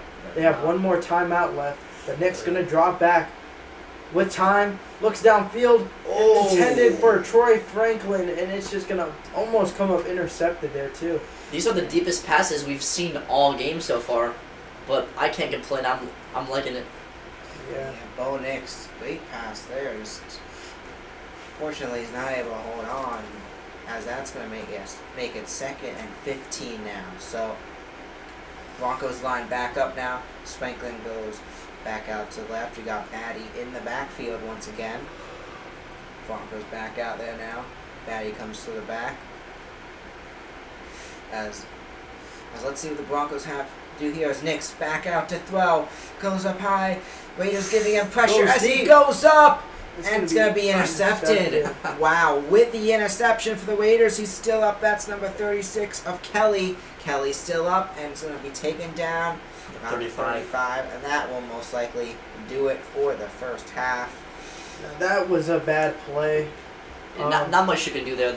After that penalty, they keep getting backed up. But as you can see on this replay, Bo Nix trying to force something downfield, but just not much you can do when 3 wide receivers are just running straights and actually 2 curls, but forcing it double coverage. That was just as Nick was saying, that was just an uncalled for, forced ball down the field. And that ends up in a pick, but with the Raiders having 3 timeouts, maybe they try to at least get somewhat in field goal or try to attempt a field goal. We haven't seen them attempt a field goal yet, but with 3 timeouts, they could definitely make something happen with 27 seconds. Yeah, that for sure switches the momentum from the Broncos here. But let's see what Geno Smith has up his sleeve as Smith goes back out to throw. Goes deep. And it's going to... Oh! Able to hold that in. No! Come on! Had it, but not able to hold on. What's he running back for? It's an incomplete pass. Thornton. No, that is not what you want to see here. Honestly, I love the route. That was a beautiful route and a beautiful ball, and it's just dropped. My goodness. No. He just loses it. He had it. It slips through his hands. Honestly, could have been a touchdown, too. I love this pass from Geno Smith. I never thought I would have said something like that, but I love the pass. But, oh my goodness, that is not the... beautiful play, just...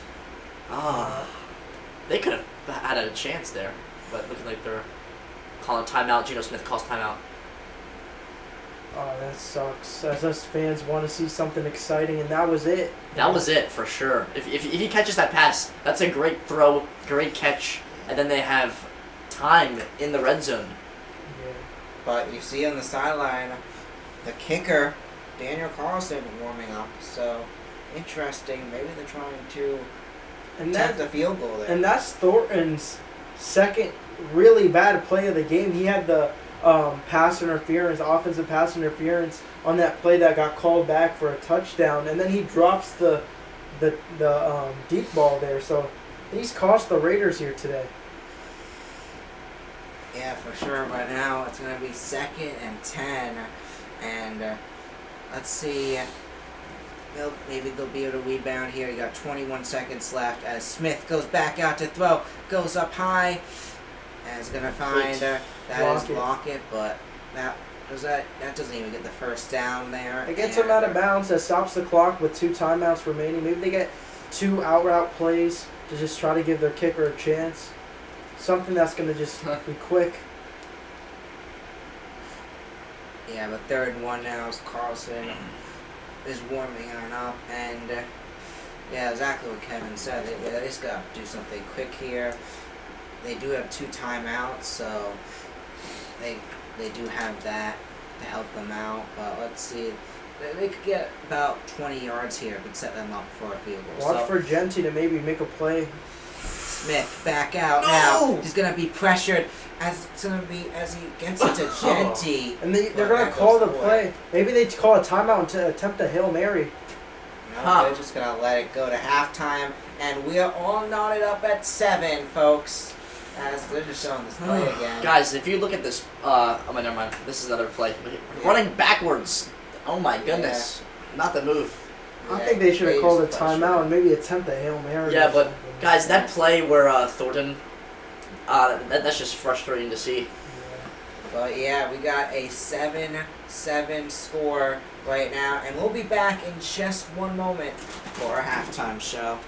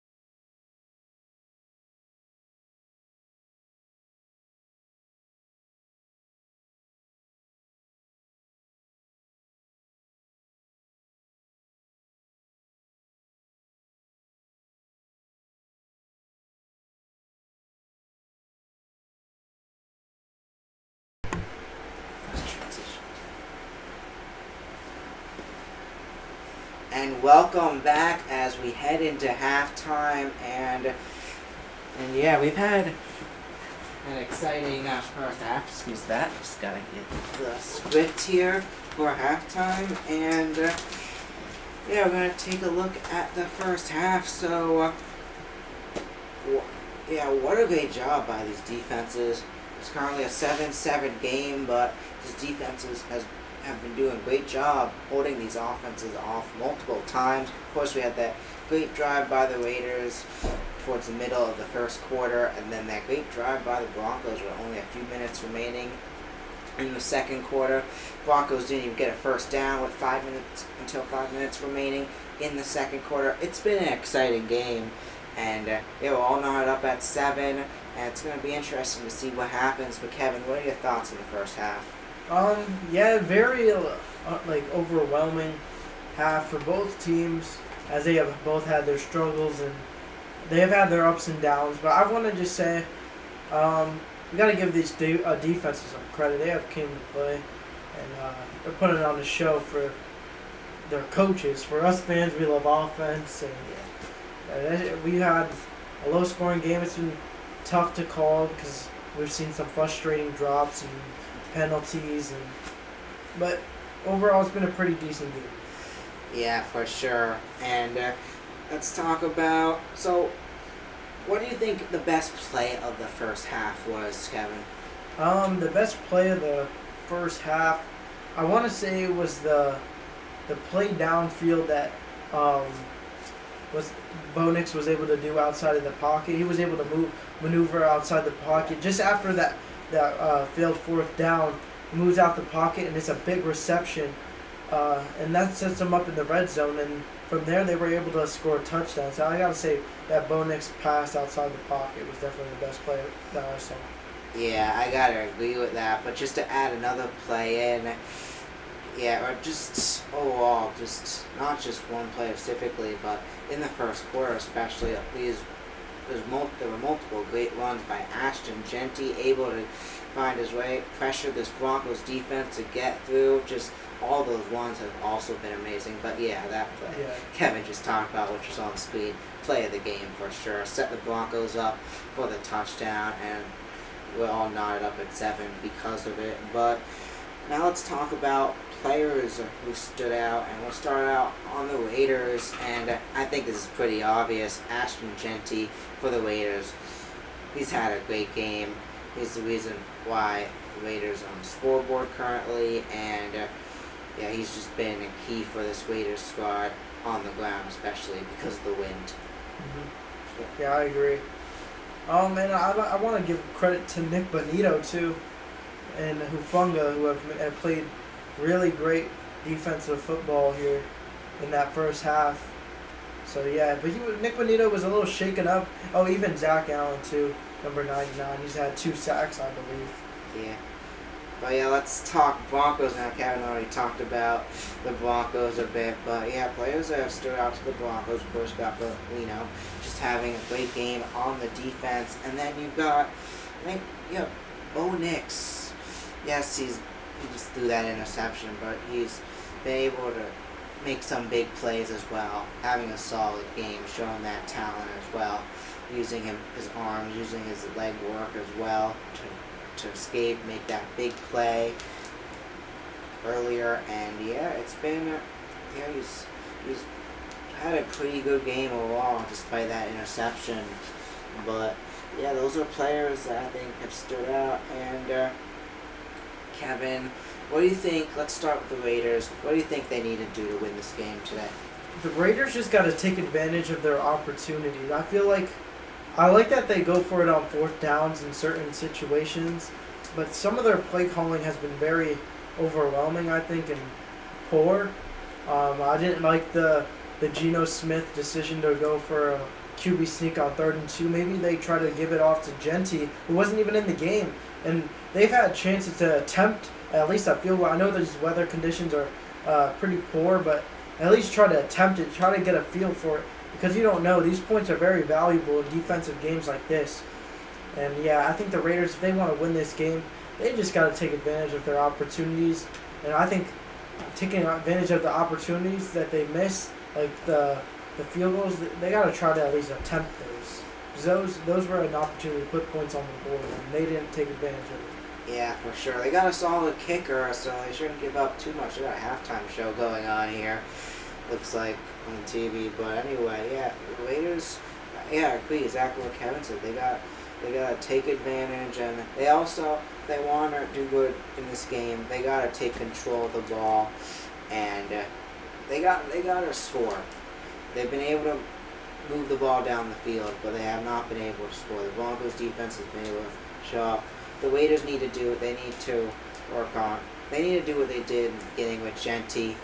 Hand the ball off to Genty often, but obviously not too much, as you see how that works out for the Eagles and Saquon. But find Genty, and I think the Raiders, how they're playing tonight, they could find a way to get down the field. I just think they're not making they're making a lot of wrong decisions, and that's why they've only got 1 touchdown. But I feel like they make the right decisions, they should be able to pull away on both offense and defense. The Broncos, yeah, same thing.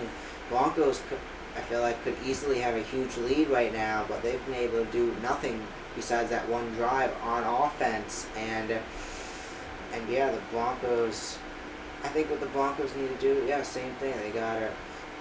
Their offense has to figure out what's going on and figure out how to put points up and fast, and just have a great second half. Yeah, both these teams, I feel like, if they want to, what they need to do to win this game is they need to step it up on offense. They need to figure it out and keep doing what they're doing on defense. But yeah, Kevin, what are your thoughts about the Broncos and what they need to do to win this game?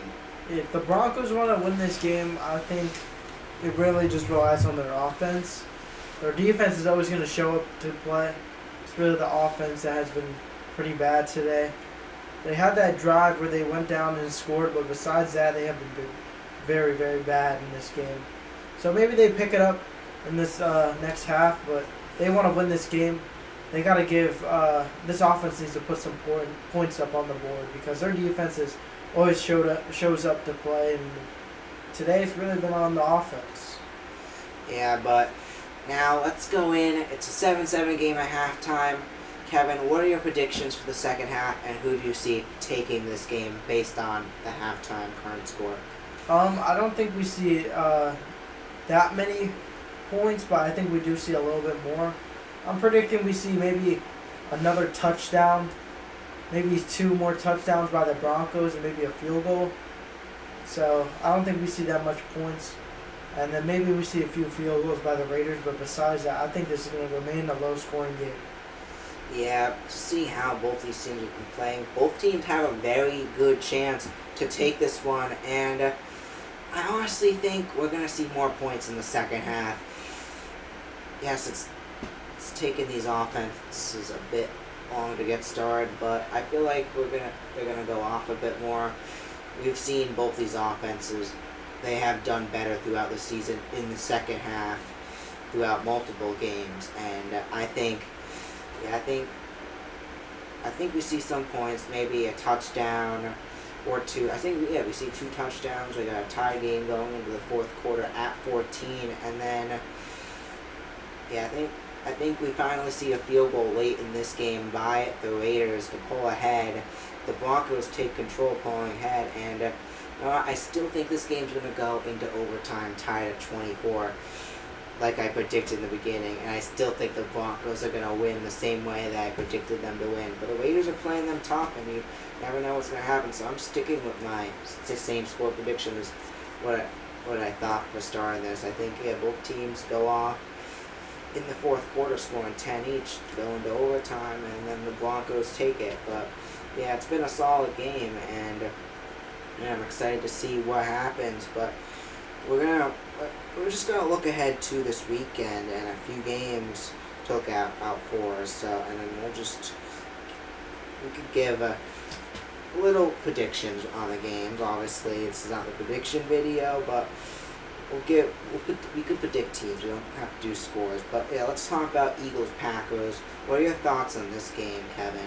And who you think could win? Eagles-Packers. The Packers lost last week, right? They lost the Panthers. Yep, they lost to the Panthers. I think we saw them last year in the Week 1 matchup. That was a close game. I can see that being... Wait, who's at home? The Packers? I was in Brazil. No, are the Packers at home in this game? In this game, yeah, the Packers are at home. I'm going to take the Eagles, but I think it is going to be a very competitive game. Yeah, actually, so last time both these teams played, it was in the playoffs. Actually, this was a game I did solo, and it wasn't as exciting compared to the Brazil game that happened 2 games ago, but it was a good game, and from the beginning it was the Eagles that dominated. But the Eagles were a great team that they were going on a run then. They were at their peak, and Eagles and Packers, however, 2 teams that have been struggling as of late. Of course, Packers losing to the Panthers after beating a few good teams, and the Eagles, they have 2 straight wins, but before that it dropped 2 straight to the Giants and the Broncos, and who knows who's going to win this game, but I think Packers play them tough, but at the end of the day, the Eagles are still the better team, and they're going to find a way to get it done, but Packers are going to play them tough. But these teams I do feel like are a bit different from last time they played. It's going to be a more defensive battle, as it was a defensive battle last time.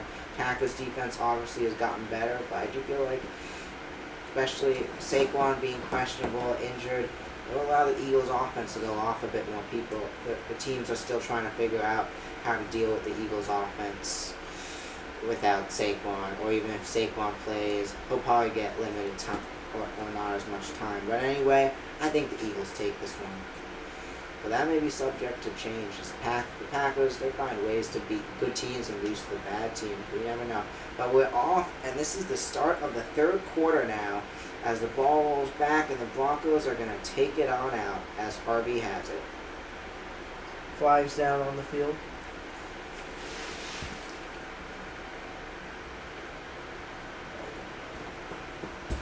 As this is the start of the third quarter, and Bill Vinovich took him no time to make the first flag there, and in this second half, let's see what team's gonna come out strong. Obviously, the Broncos, didn't look amazing the first half. So didn't the Raiders, especially on offense, and both teams have things they need to improve on. But let's see what they got up their sleeves here. As out comes the Broncos. They're back. I think they're backed up again here, as it's going to be 1st and 10. Must have been another bad or good punt. As Nix comes back out now. Broncos really bad field position here. Movement now in the backfield as Nix is going to hand it off to Dobbins. Another flag. Before that, flag comes on out. A lot of penalties in this game we've seen here tonight. This one's going to be a false start on Lewis, number 89, the tight end. And that's going to back him up even more. And with Max Crosby on the defensive line, we could see them maybe try to get a safety or something here, with them being backed up even further. Rough mistake there as 6 seconds into the second half. This is not where you want to be to start off the second half. So 1st and 15 now. Hand off to Dobbins. Dobbins taking it. Raiders gives pressure to Dobbins, and looks like he maybe gets a yard or two there, as that's going to make it a second down. Still backed up to the end zone. Dobbins going to pick up a gain of maybe like 2 or 3 there. But they're still backed up, and with 2nd and 12 coming up, they need to throw the ball if they want a chance to get this first down. They've started an average at their own 19 in this game. That is not what you want. That just hurts you as an offense, making you drive farther down the field to put up points. But Bo Nix in the shotgun position. He's going to fake the handoff to Harvey. With pressure in his face, he just dumps it in the ground. Almost a safety there. He had 2 defenders chasing him down, one of them being Max Crosby. Who else? That's going to make it 3rd and 12 now, as Broncos, they're in dangerous territory. Even if they don't get the first down, here they got a punt backed up in the end zone. They may risk getting a safety here, so that they got to be careful on that front as well. So now we got Nix back out there, 3rd and 12, with 14:07 left in the third quarter. Broncos spread on out now, as Nix goes back out to throw, goes up, and it's going to be incomplete, and they will punt the ball away as the punting unit comes on out, and they got to be careful here. They don't want it back into the end zone here, as punting from your own end zone, that's tough. That pass was intended for Pat Bryant there. Broncos and their Broncos country fans, they wanted a penalty there, but they're not going to get it. And with the punter, who has struggled today, not in ideal territory, we'll look for him to try to get this punt out as soon as possible.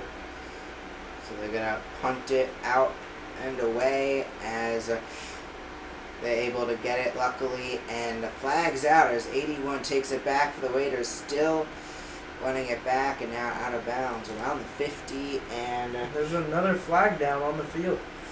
That was number 81 of Alex Batchman, a name that's been said multiple times tonight, as it's gonna, the whole holding's gonna be on McCollum there, and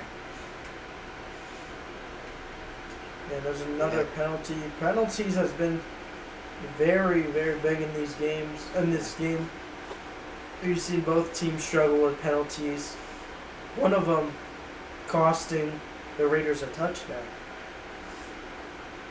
So now it's going to be 1st and 10 here for the Raiders, as Raiders out here in offense for the first time in the second half.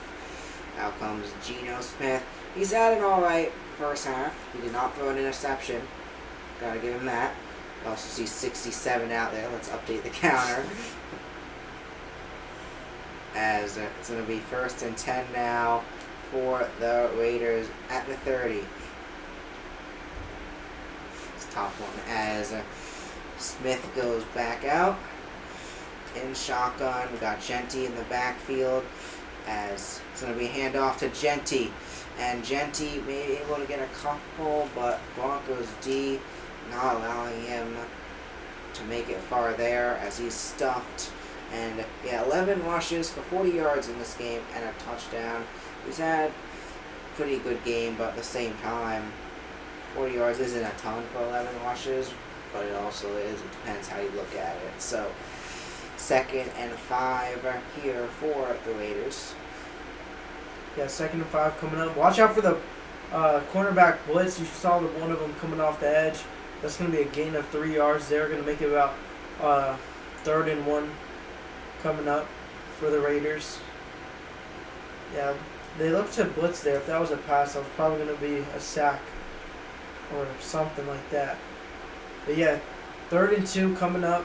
Chip Kelly, the Raiders offensive coordinator, they have struggled this season scoring the ball and trying to get Ashton Genty to be at the top of his game. He has had a decent night here, but with the amount of carries, 40 yards is not ideal. But 3rd and 2 coming up. The Broncos are going to bring their pressure as always, and the Raiders desperate for a first down. Geno Smith communicating, and there's going to be a penalty that's going to back up the Raiders 5 yards as a false start. It's going to cost them. Or the Raiders are going to intend to take a timeout? They will. Pete Carroll intends to take a timeout on 3rd and 2. If that doesn't come up for a first down, that's a waste of a timeout in a close game. But Pete Carroll is obviously showing he's very confident in his offense because he wanted to take a timeout here early in the 3rd quarter. But as we look at Ashton Genty, we see his Michael Myers stance at Boise State.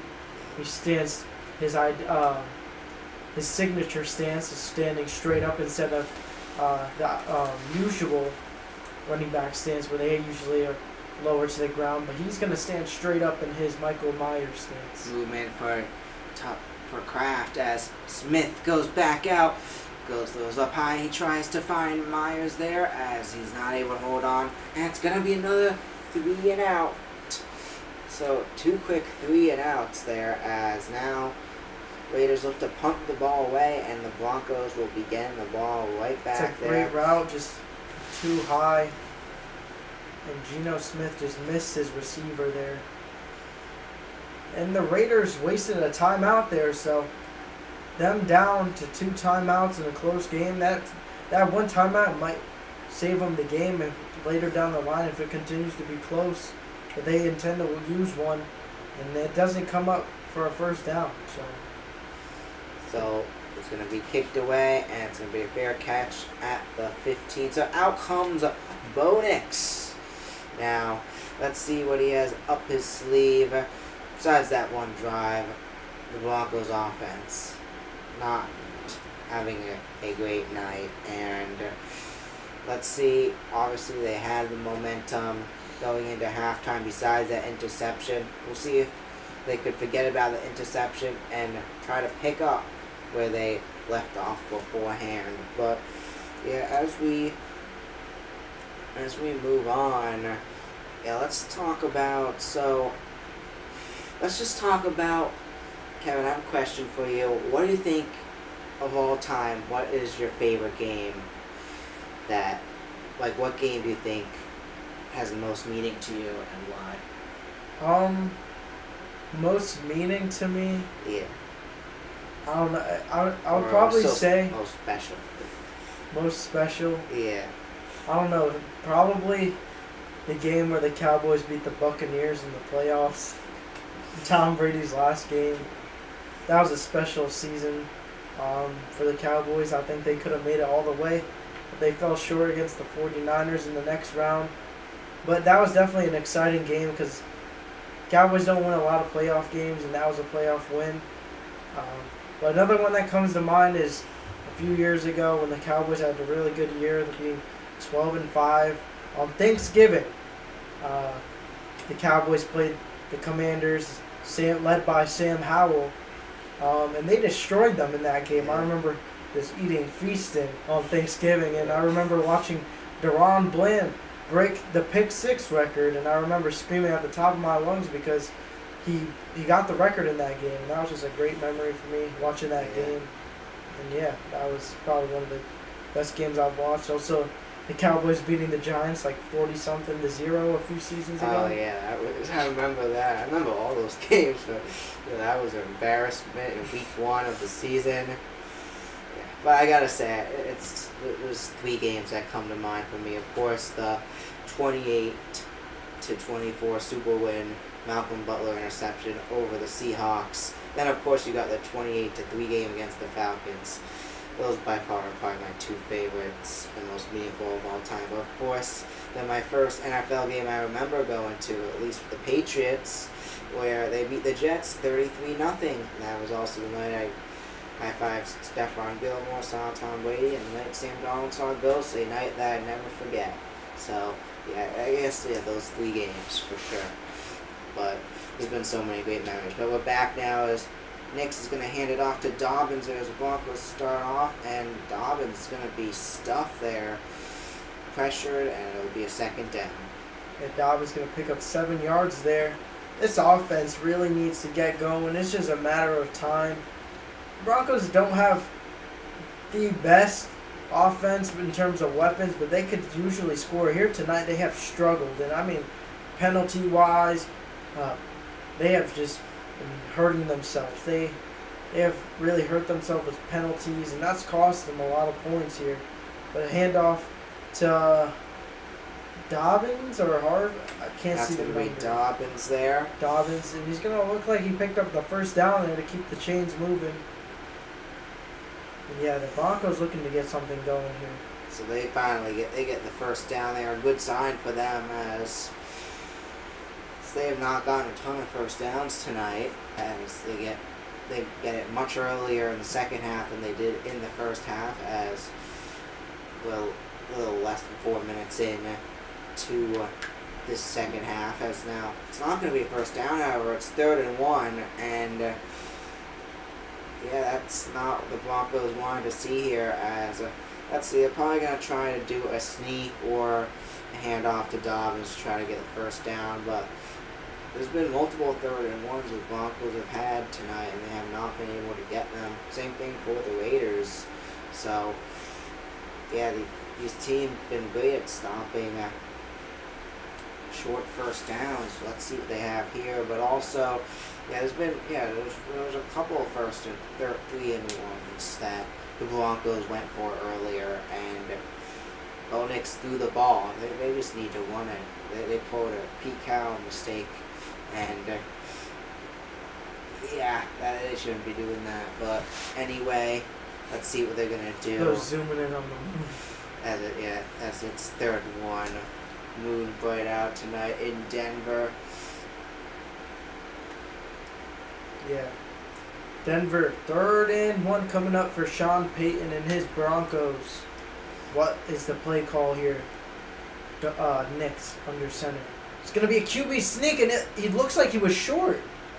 That's a great defensive play, and yeah, he's going to be maybe inches short of the first down. One of them saying he's short, and the other one saying he got it. Where will they mark the ball? Will they bring out the chains, or will they give it to him? To me, it looked like he was short there.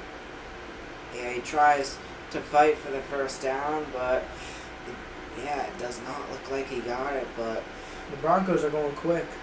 Yeah, they're going quick. Yeah, 1st and 10 before they could replay that, as it's going to be caught there. Battles and It's going to be 46 who's able to run it after the catch for another quick first down. Broncos able to get it. That is the fullback, Adam Prentice, there. Able to do the quick play there as the Broncos, now they're driving down the field here, able to get that quick first down there. Great game plan and a fast play by the Broncos. You don't see a lot of fullbacks playing in the NFL anymore. But what a great play to get their fullback involved and get a first down there. Nix in the shotgun. Going to take the snap, hand it off to Dobbins. Dobbins going to take the carry, and he's going to get a gain of about 7 yards there. Keeps the Broncos offense moving.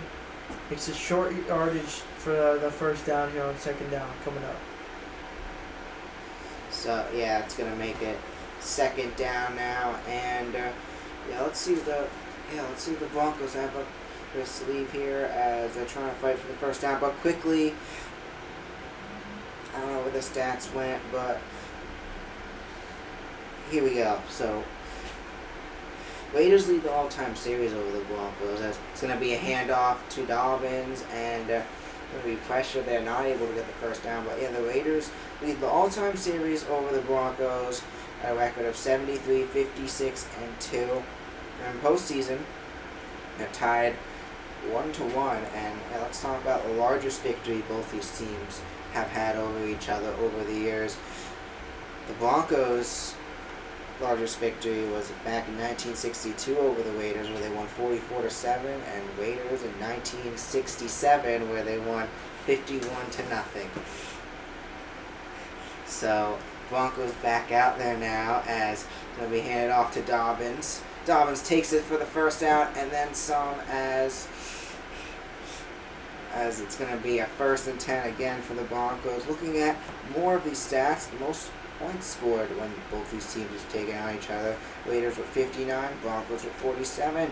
And then the longest win streaks with both these teams, 8 in a row for the Broncos from 2011 to 2015. The Raiders 14 from 1965 to 1971. The current win streak is 2 in a row for the Broncos as they swept the Raiders last year. But usually it's a 1-1 series when they play each other each year. It's going to be thrown and caught by Harvey there, but not able to get the first down as he decides. He probably had the opening to get the first down, but he decides to go off to the left there, and that's going to make it 2nd and 2. Yeah, Harvey tries to make a play after the catch. He's just going to get taken down there short of the first down. The Broncos having a successful drive here. They don't want to turn it over, as Nix has already turned it over in this game, making a not really good play there. But there is another penalty marker down, and this is probably backing them up more. The Broncos have really been hurt tonight with our penalties, and this is not new to what we've seen here tonight. And they have been struggling. Both teams have been struggling with penalties. Yeah, so let's see what the call is here, as referee, just a usual sight here tonight as another flag comes out, and it's going to be 2nd and 8 now as the handoff finds Harvey. Harvey in as the running back and tries to fight for the first down, but will not get there. Almost gets there, but the Raiders defense stops him there. I believe that's number 69 gets the stop. Number 69 of Butler there. Adam Butler. So it's going to be 3rd and 1 once again for the Broncos. 3rd and 1 coming up. We're halfway through this 3rd quarter. The Broncos looking to put some points up on the board and take the lead. Sutton in motion. Movement as Harvey in backfield again. Finds Sutton. Sutton goes backwards. Now Sutton back. Tries to throw it, but can't find anyone open. And he's going to be taken down. It's going to be a 4th down. And again, looks like the punting unit will come back on. And it's going to be the Raiders' ball. I don't know if that was a busted play or if that was a trick play, but Sutton looked like he was about to throw the ball for a second. And now they're going to punt it. and we're not. Are they gonna punt it? Or are they gonna attempt it? No, they're gonna Yeah. attempt the field goal here with the winds being very high in this. So let's see if we can make this, or if he Nice. misses it, he gives the Raiders a chance with good field position. But this is gonna be a 59-yard attempt, and it is up, and it is good. Wait, no, it's No, not. it hits the crossbar, Did and that it's no go? good. No, it did not go in. It looked like it was good. He had the distance, but it just. We didn't have the distance. The wind didn't look to be effective there. I don't think he had the distance. I didn't even Yeah. come up. He It did bounced not up have and the hit the distance. crossbar. The wind just didn't affect it there, but he just didn't have the distance, and it's going to remain a 7-7 game. Yeah, this has been a very defensive and special teams game, I guess. Yeah, we've seen some good defensive games over the years. And defensive games are exciting when they're close, but when it's like a defensive dominant game, it's not as exciting. But Kevin, are there any defensive games that have stuck out to you from over the years? Not in the NFL, but I really liked the Ohio State-Michigan game a year ago. It was like 17-13. A lot of defensive turnovers by Michigan, and they upset Ohio State in the rivalry matchup. And yeah, that was a very entertaining one for defense. But in the NFL, I'm going to say a defensive game that comes to mind is definitely the Rams-Patriots Super Bowl, I guess. Yeah, for sure. That was one I was going to say, but another good defensive game, which I didn't even watch it originally, but I looked back at the highlights, and the defense looked amazing by both these teams just one night. Last year, Seahawks took on the Bears, where they won 6-3. It was an ugly game, but the defenses really played pretty good. There's a reason why no team scored touchdowns, and yeah, it was a solid game on defense, but no one did anything on offense. And those are two solid offenses, so great performance by defenses overall, but yeah, that's probably one I could think of on top of my head that stuck out. Of course, also, the Rams-Jets game I went to a year ago, there were some points scored, but it was a defensive game as the Rams won 19-9, but especially in the first half, we did not see a lot of points, and defense really showed up when those were supposed to be two top offenses in the league. But anyway, yeah, those are just a few defensive games of all time that comes to mind. And yeah, we come on back now. It's going to be 1st and 10 again for the Raiders. We're still knotted up at 7. It's been a defensive game, but still, who knows? We do not know who's going to win this one, as it could be anyone's game. As Smith back out now in shotgun. Raiders offense back out there. It's going to be 1st and 10. Smith back out to throw. Goes up. It's going to be picked by number 92 for the Broncos. That is He's still up. Now down. Tillman. Tillman coming up with the interception after Ashton Genty wasn't able to come up with the catch, and it just bounces up in the air, and Tillman is just able to come up with it, and the Broncos are going to get the ball back after one play. Yeah, what a play by Tillman there to be able to grab the ball, and is this what the Broncos needed now? This already puts the Broncos into Raiders territory, and yeah, folks, Broncos have the ball back now. This may be what we needed, but yeah, what a play by Tillman there. Geno Smith, there's his interception. Knew it was going to happen eventually. That was not on him. Yeah, it wasn't on him, but now with that, he is going to take the lead again for most interceptions by a quarterback this season. Now he has more interceptions currently than touchdowns. As he has 12 interceptions, 11 touchdowns. As Nix hands it off to Dobbins there. Dobbins not able to stay up there as he goes down. That's going to be 2nd down. Be 2nd and 10. Genty, what a mistake there by him before. So he found Genty, not able to hold on, bounces right up, and it is going to be Tillman who grabs it for the interception. What a play. Tillman right there to be able to grab it, but a rough mistake by Genty there. Yeah, and the Broncos looking to take advantage of another turnover. The last turnover was a turnover on downs, and they were able to put up a touchdown. But next, with no one open, is going to just throw it out of bounds. And third down is coming up, but we have a flag. Hold on. Nick was pressured there, not able to have any time to throw the ball, and in addition, the flag's going to be on the Broncos, so...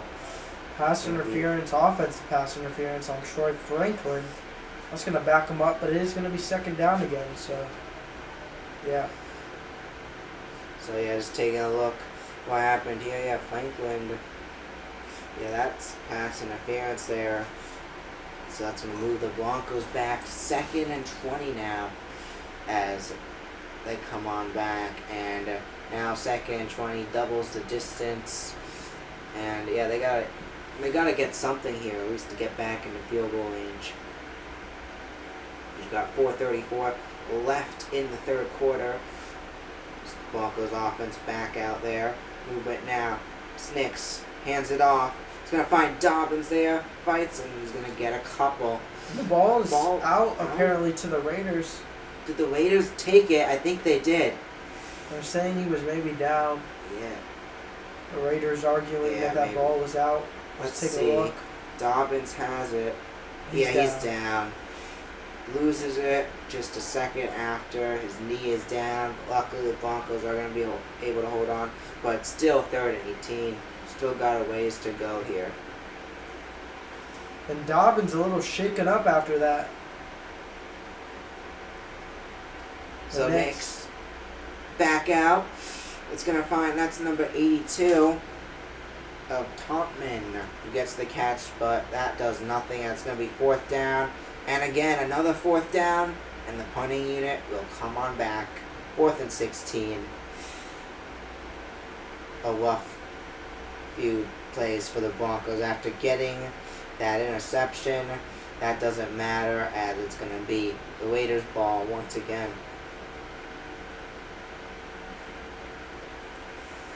So, yeah, the defenses continue to show up in this one. What offense do you think is going to be able to break through first? I have no clue. None of these offenses have not put up anything, but if it's going to be one offense, I'm going to say it's the Broncos. So, ball kicked away, and it's going to roll back into the end zone for the touchback, as out comes the Raiders. Number 67 is on the field again. There we go. 67, one's back out. That's 2 more, and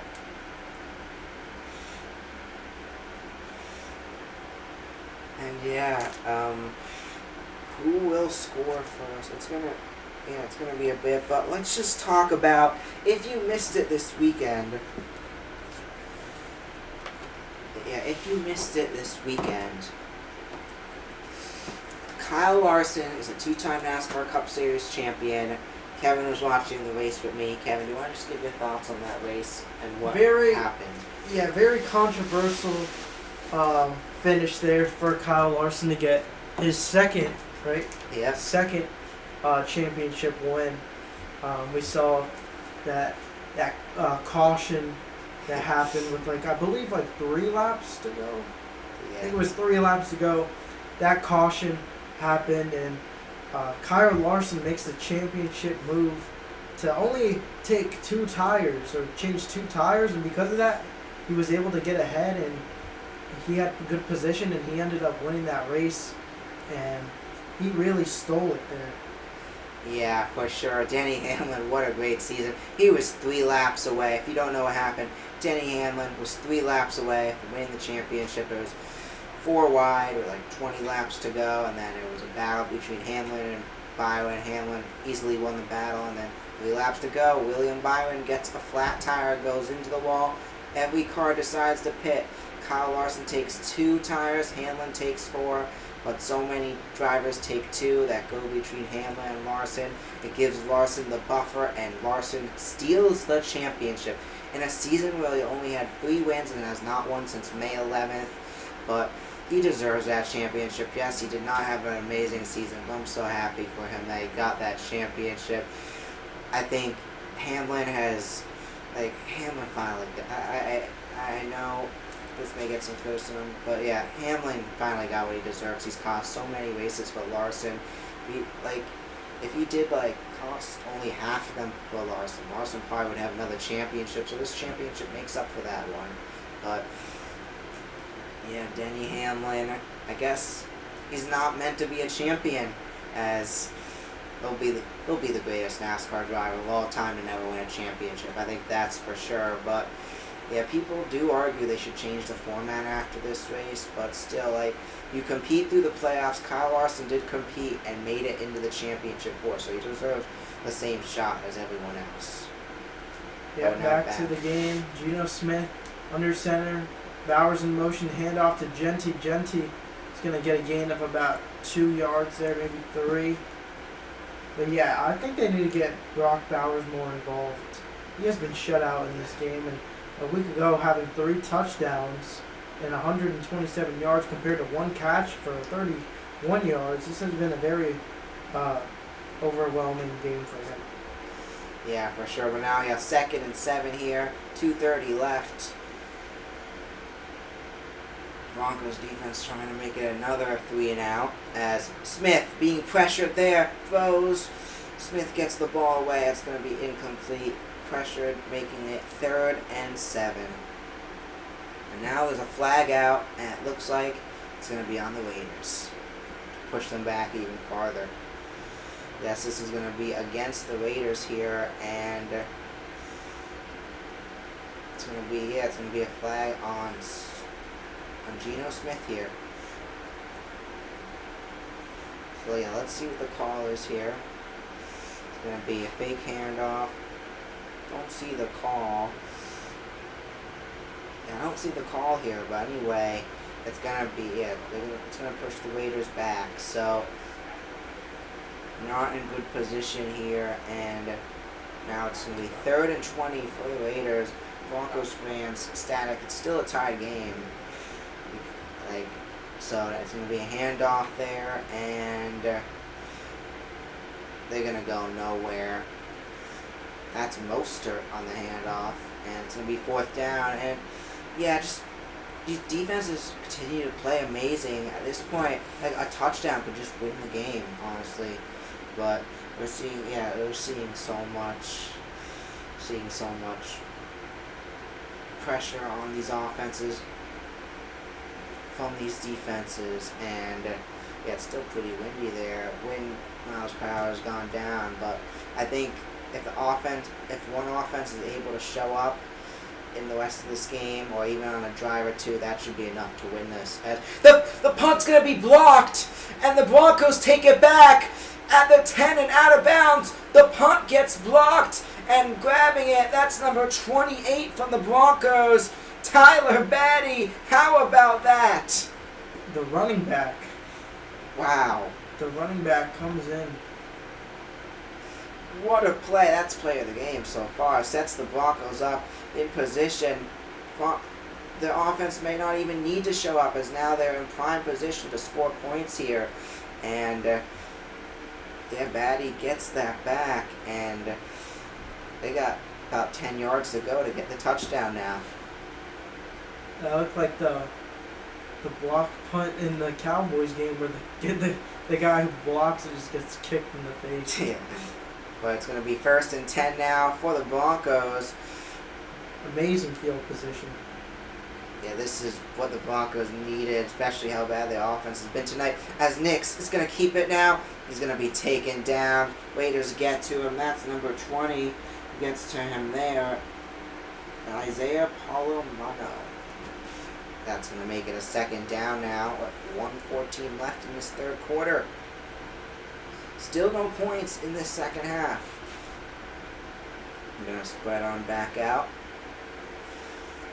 1:03 left in this one. 2nd and 12 now as Raiders defense, they're trying to hold this Broncos squad to a field goal or even that based on the wind. As now movement for Franklin as Nix back out, throws underneath, and that's going to be incomplete.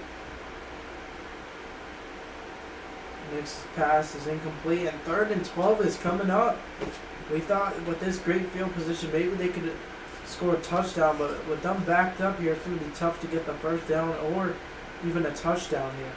Just miscommunication by Evan Ingram. He doesn't look back, and that's a missed throw right there. That could have been a touchdown. 3rd and 12 now here. Movement now for Franklin on the outside. Nix back out to throw. Goes out. He's going to find Franklin there as he's going to fights, and he's going to get a couple yards, but no surprise. We got another 4th down, but at least they're in field goal range. Let's see if Lutz is able to make that one, or are they going to try to go for it here? I'd say they play it safe, kick the field goal, but they're discussing it currently on the sideline. It looks like they will be sending Lutz out, but they're just going to let the 3rd quarter tick out. Now they send Lutz on with 7 to 6 seconds left as the kick's up, and it's going to be a 3-point game as that goes in, and it's going to be a 10 to 7 game here with 5 seconds left in the 3rd as the Broncos make it a 3-point lead.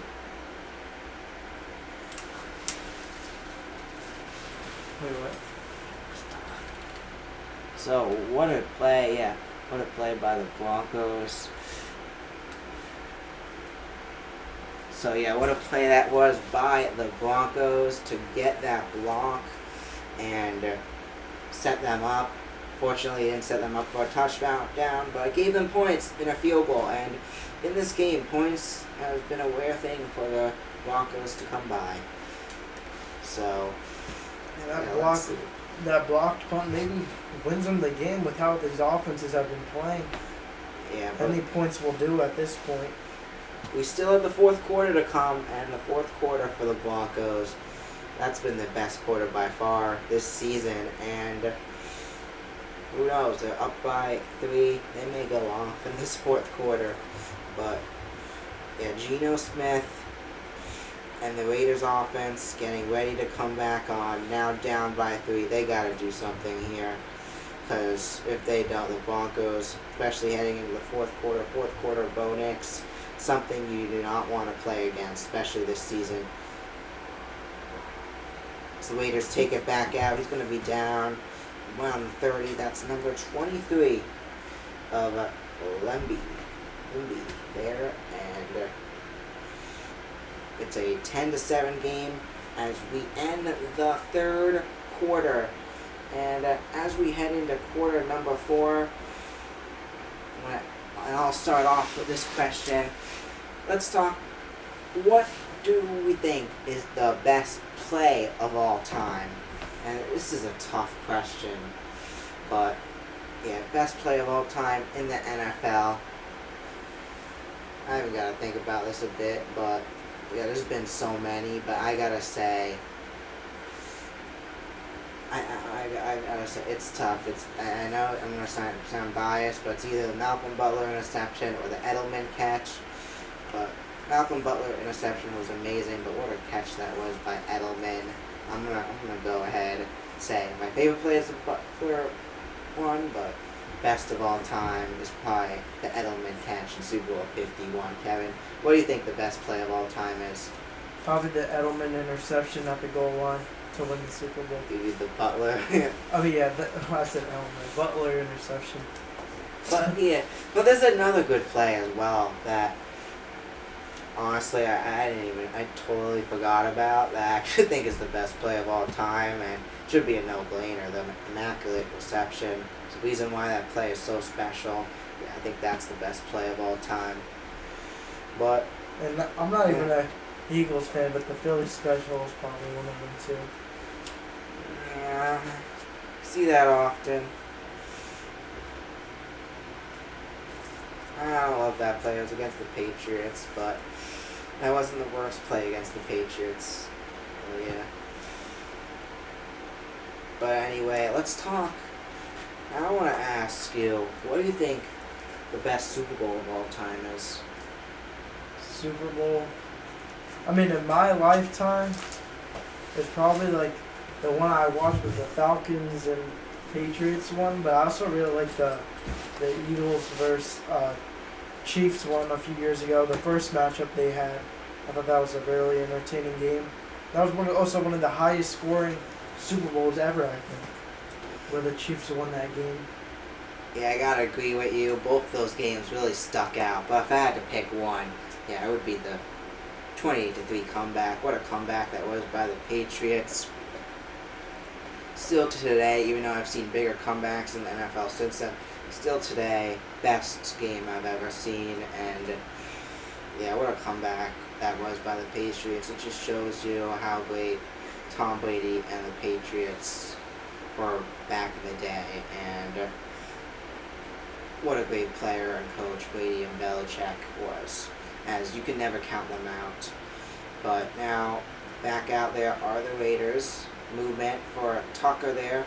It's going to be a fake handoff. Smith keeps it, and it's going to be taken down. Tripped up there and down around the 30-yard line. Nick Bonito trips up Geno Smith, and Geno Smith is a little banged up after the play. Geno Smith, of course, their backup. They traded for him from the Browns. Kenny Pickett is the backup, and will we be seeing some action from Kenny Pickett? Of course, a year ago on the Eagles, won the Super Bowl with the Eagles, went to the Browns, got injured in preseason, eventually got traded to the Raiders. Kenny Pickett now trying to get some action here. And who knows, Kenny Pickett, he may be what the Raiders need to win this game. But anyway, that does not look good for Geno Smith, as he is down and helped off the field as yeah, we got it's a 3-point game here. If you're just getting here, we've seen a lot of defenses. We've seen a lot of four and outs tonight. I want to thank everyone for tuning in, and yeah, it's been a entertaining but very defensive game. And of course, yeah, there's been a few great plays. Of course, that great block punt that set the Broncos up for a field goal. That just shows you how great these defenses have been tonight. But yeah, Broncos offense now going to come back out on the field, and let's see what they have up their sleeves. But yeah, so we're going to me and Kevin coming up, we're going to be doing mid-season NFL predictions based on how what's going to happen for the rest of the season. But let's do a little bit now, and you could always change your pick too, but let's just talk about who do you think is going to get the 1 seed in both the AFC and the NFC. The 1 seed? Yeah, and you're welcome to change it tomorrow, just based on how the teams have played so far. Maybe, man, the 1 seed. I gotta say probably the Colts still. Yeah. Maybe because they're still winning, but I gotta see everyone's schedules. Yeah. Because I think it's really gonna come down to schedules for the 1 seed. But for the NFC, I think it's gonna be the Eagles.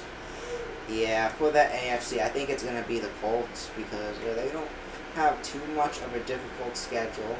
I think it's going to be the Colts and Bills who will wind up fighting for that spot. Just Geno Smith limping off the field, and still second in 9 for the Raiders. But yeah, I think the Colts in the AFC, and then the NFC, it's honestly up for grab. I don't think it's going to be the Eagles, and it's going to be interesting, but yeah, Lions just lost the Vikings. It shows that it's going to be up for grab, but I think it's a tough one. I'm going to go on a limb here. I think the Buccaneers find a way to get it. So now Kenny Pickett hands it off to Genty, and Genty is going to be taken down, not able to go anywhere, as it's going to be a 3rd down. can Kenny Pickett give this Raiders offense any sort of spark in his fourth season in his career? He's thrown 15 touchdowns and 14 interceptions. So he's had enough ups and downs. Of course, he Obviously was taken in the first round by the Steelers a few years ago. But maybe he's trying to get a win here for his new team. Pass is intended for Beck. And that's going to be dropped. And that's a 3-and-out for the Raiders. So 4th and 11 now. And out comes the hunting unit. Another 3-and-out. We have seen so many 3-and-outs today as once again AJ Cole comes on to kick it away. And what was your score prediction in this one? I said 31-24 Broncos. I don't think we're going to see that tonight. What was yours again? Mine was 23-13. Alright, so yours is realistic-ish, but probably won't see that either. Yeah.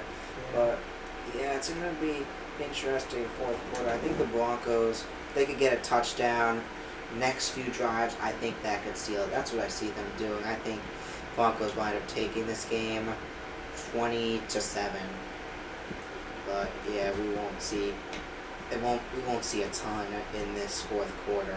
But yeah, I think the Broncos are able to get the touchdown and a field goal to basically secure that win. That blocked punt really helped the Broncos take the lead. If not, we would still have a tie game here.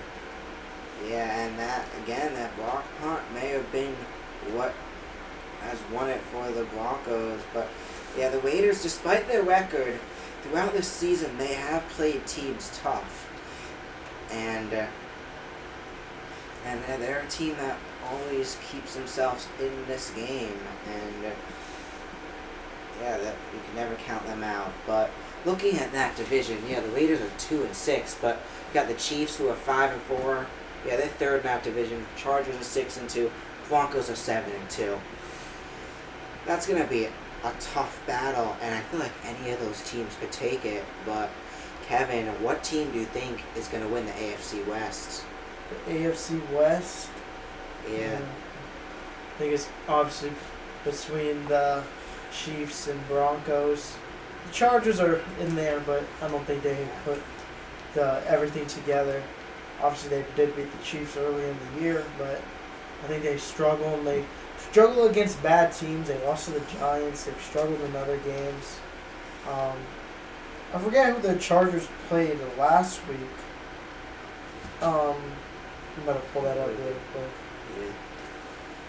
Yeah, I'll just say. Yeah, they played the Titans, and they only beat them by 7 points. So the Chargers, they play like every team kind of close. So I don't think they'll win it. I think it's going to be the Chiefs. Yeah. Even though they have a tough schedule, I think it will be the Chiefs. I actually disagree there, and it's going to come down to the Chiefs and Broncos. I agree with that. You know, Chargers, they're a good team, but at the end of the day, the Broncos, the Chiefs, they're better teams. And I think it's going to be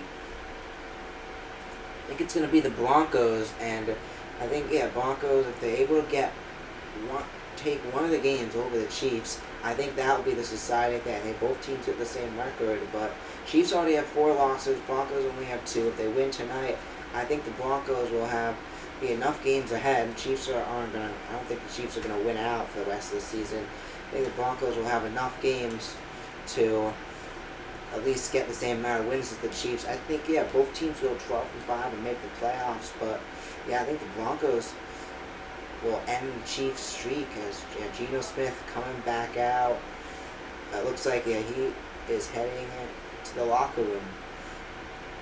Bo Nix throws, and it's going to find Cortland Sutton there. Yeah, him and Cortland Sutton have really not connected with each other today. It's only their second reception there for Cortland Sutton on the day. And you can see Geno Smith trying to get warmed up. He knows his team is only down 3 points, and if they want a chance to win, they know they need him in this game.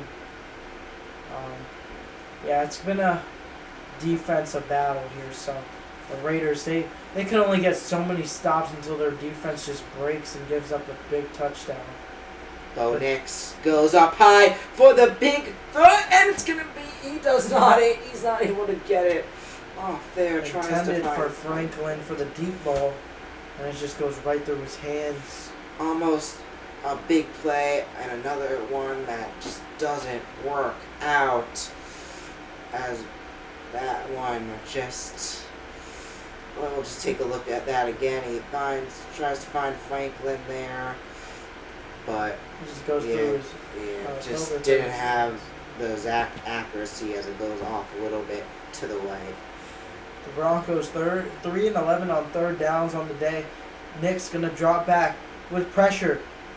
Looks downfield and he's gonna throw it out of bounds, and that's gonna be a 3 and out for the Broncos again. Another 3 and out. So many 3 and outs today. These defenses have been playing amazing. As out again comes the punter. A familiar face we have seen tonight as he'll punt it once We should again. have a punt counter. Yeah. We gotta add some more counters. Comment below what other counters you think we should have. We should add. As now the Broncos are gonna punt it away. We might get more 6-7 counters than the score. Yep. Add another one as it's gonna be punted away, and the Raiders are gonna take it on back. 81 again takes it back, and the flag is out. I was clicking the wrong thing.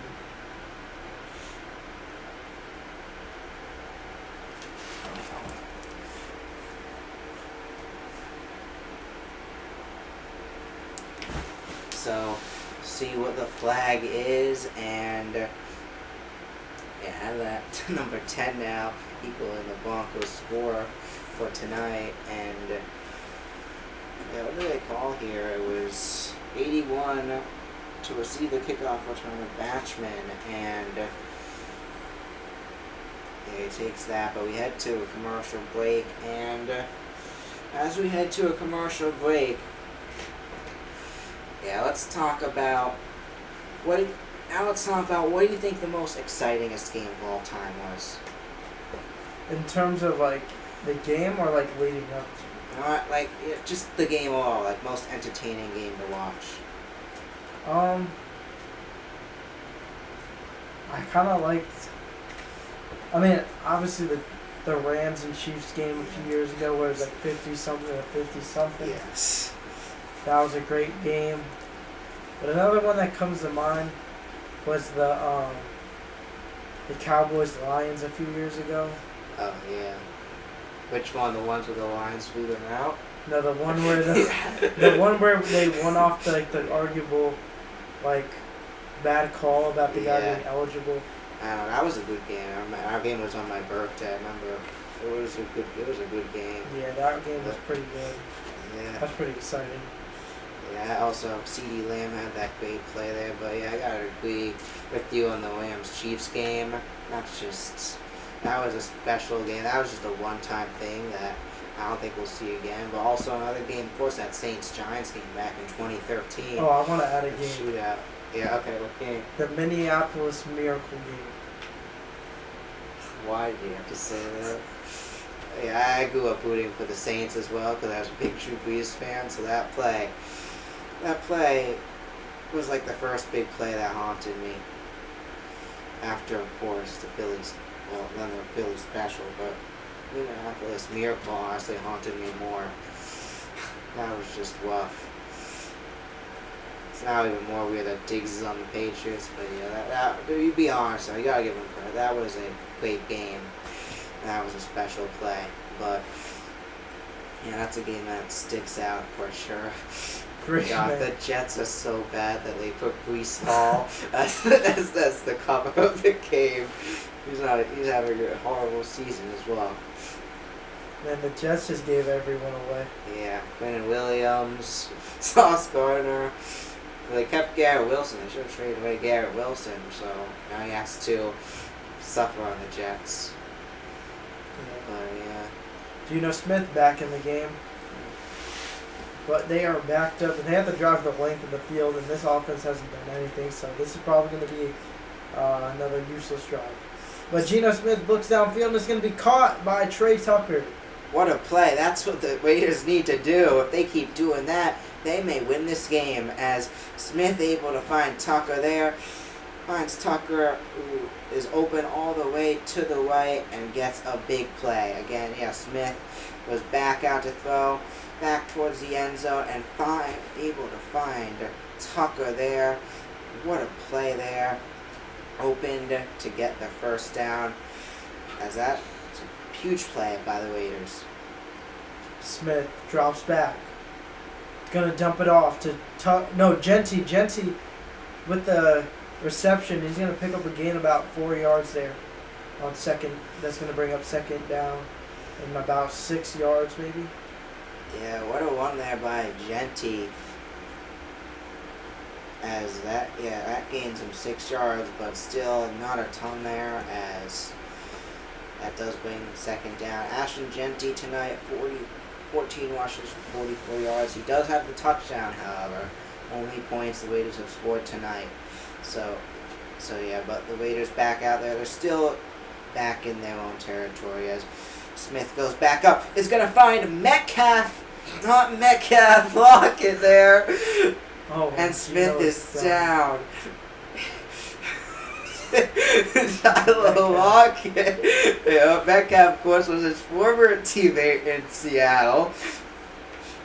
As oh my god, I'm making too many mistakes there. That's my second one. But what a catch by Lockett there, as Lockett is able to get it first down. So, first and 10. First and 10 here, as I don't blame you. This is like the Seattle Raiders. yeah, it is. This is gonna be a handoff to Genty there, and he's gonna go nowhere. I'm sure, yeah, Metcalf will be on this team eventually. This is literally like the Seattle Raiders. It They have is, the Seahawks, old coach, old receivers, some defensive players. Yeah, Obviously, the quarterback. They need to trade for Russell Wilson. He's sitting on that Giants bench doing nothing. At least come here. Did it with Gino. But now, yeah, 2nd and 9 here. Movement for that's Lockett there. We'll set it again as quick throw to Lockett there. It's gonna be 3rd down. Yeah, with only a few more possessions, I feel like they have to attempt the field goal here. They've had 2 opportunities and they did not take them. So, with the time running down, you have to take it. A field goal here. Yeah, they are by the logo, so they are getting more and more close to field goal range. And yeah, let's see what they got going here. It's 3rd and 8 now. Can they get the first down, or are we going to see another 4th and out? Or could we see a field goal here? They are in range, actually. So Blitz coming by the Broncos. And Geno Smith is going to stay on his feet, and he's going to get taken down, and that might have knocked him out of field goal range. yeah, that's not what they wanted to happen there. Not only not getting the first down, Geno Smith struggles to get up, limping off the field. Yeah, that also just that pushes them out of field goal range, and that may have cost them the game, as Smith taken down. Let's see how much it is for the field goal, and yeah, obviously the wind does not help, but yeah, they're not even gonna attempt it here. They're gonna punt it away, as it's 4th and 11, as Cole comes back out, and again, you see another familiar sight of a punt, but flag is out. Maybe this is on the defense. Yeah, the Broncos getting 6 sacks here tonight. It's gonna be on the offense. They've had a great game rushing the passer here. But Geno Smith trying to stay as warm as possible after being banged up, after being sacked 6 times today. So it's now 4th and 13, so they're going to redo the punt here. And Geno Smith looks like he is in some pain here, as obviously struggled to get off the field again on that last play, and probably his face is showing pain on the sideline as the ball goes into the end zone for the touchback. 8:35 left. Broncos have the ball. They're up by 3. Are they going to be able to take control of the game here? We'll see when we come back from the commercial break. But meanwhile, we talked about what's probably the most excitingest game to watch of all time. Let's talk about, what do you think the most excitingest game has been this season? I want to say the Cowboys-Packers, the Cowboys-Giants, because those, not being just like as a Cowboys fan, but those have been some of the best games. Also, like the Broncos-Giants game, that comeback, especially in the fourth quarter, that was electric. And then, obviously, the Bengals-Steelers game. That was really entertaining.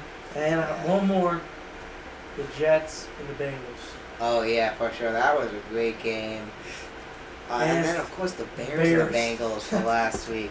But there's one game that you didn't even mention. The Ravens-Bills. Yeah, Ravens-Bills. That was just still an amazing game in week 1. I forget about that game because it was week 1. But yeah, those teams really played each other well, and yeah, I think I'm excited to see in the playoffs if both these teams take on each other again. But the Ravens for sure back in it with a couple wins with Lamar back, and I feel like these teams could take on each other again. But anyway, yeah, I feel like the that game, of course, the Broncos Giants, and the Bengals Bears game was pretty good. That was a solid game as well. There's been some really good games this year, but now we'll talk about the best play of the year, and I'll go first right away. It has to be the 68-yard field goal. Like, what else tops that? Kevin, do you have any other plays that tops that? Best play of the year? Yeah.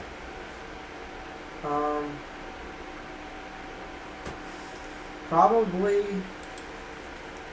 I want to say the Malik Neighbors deep ball with a few seconds remaining. That was crazy.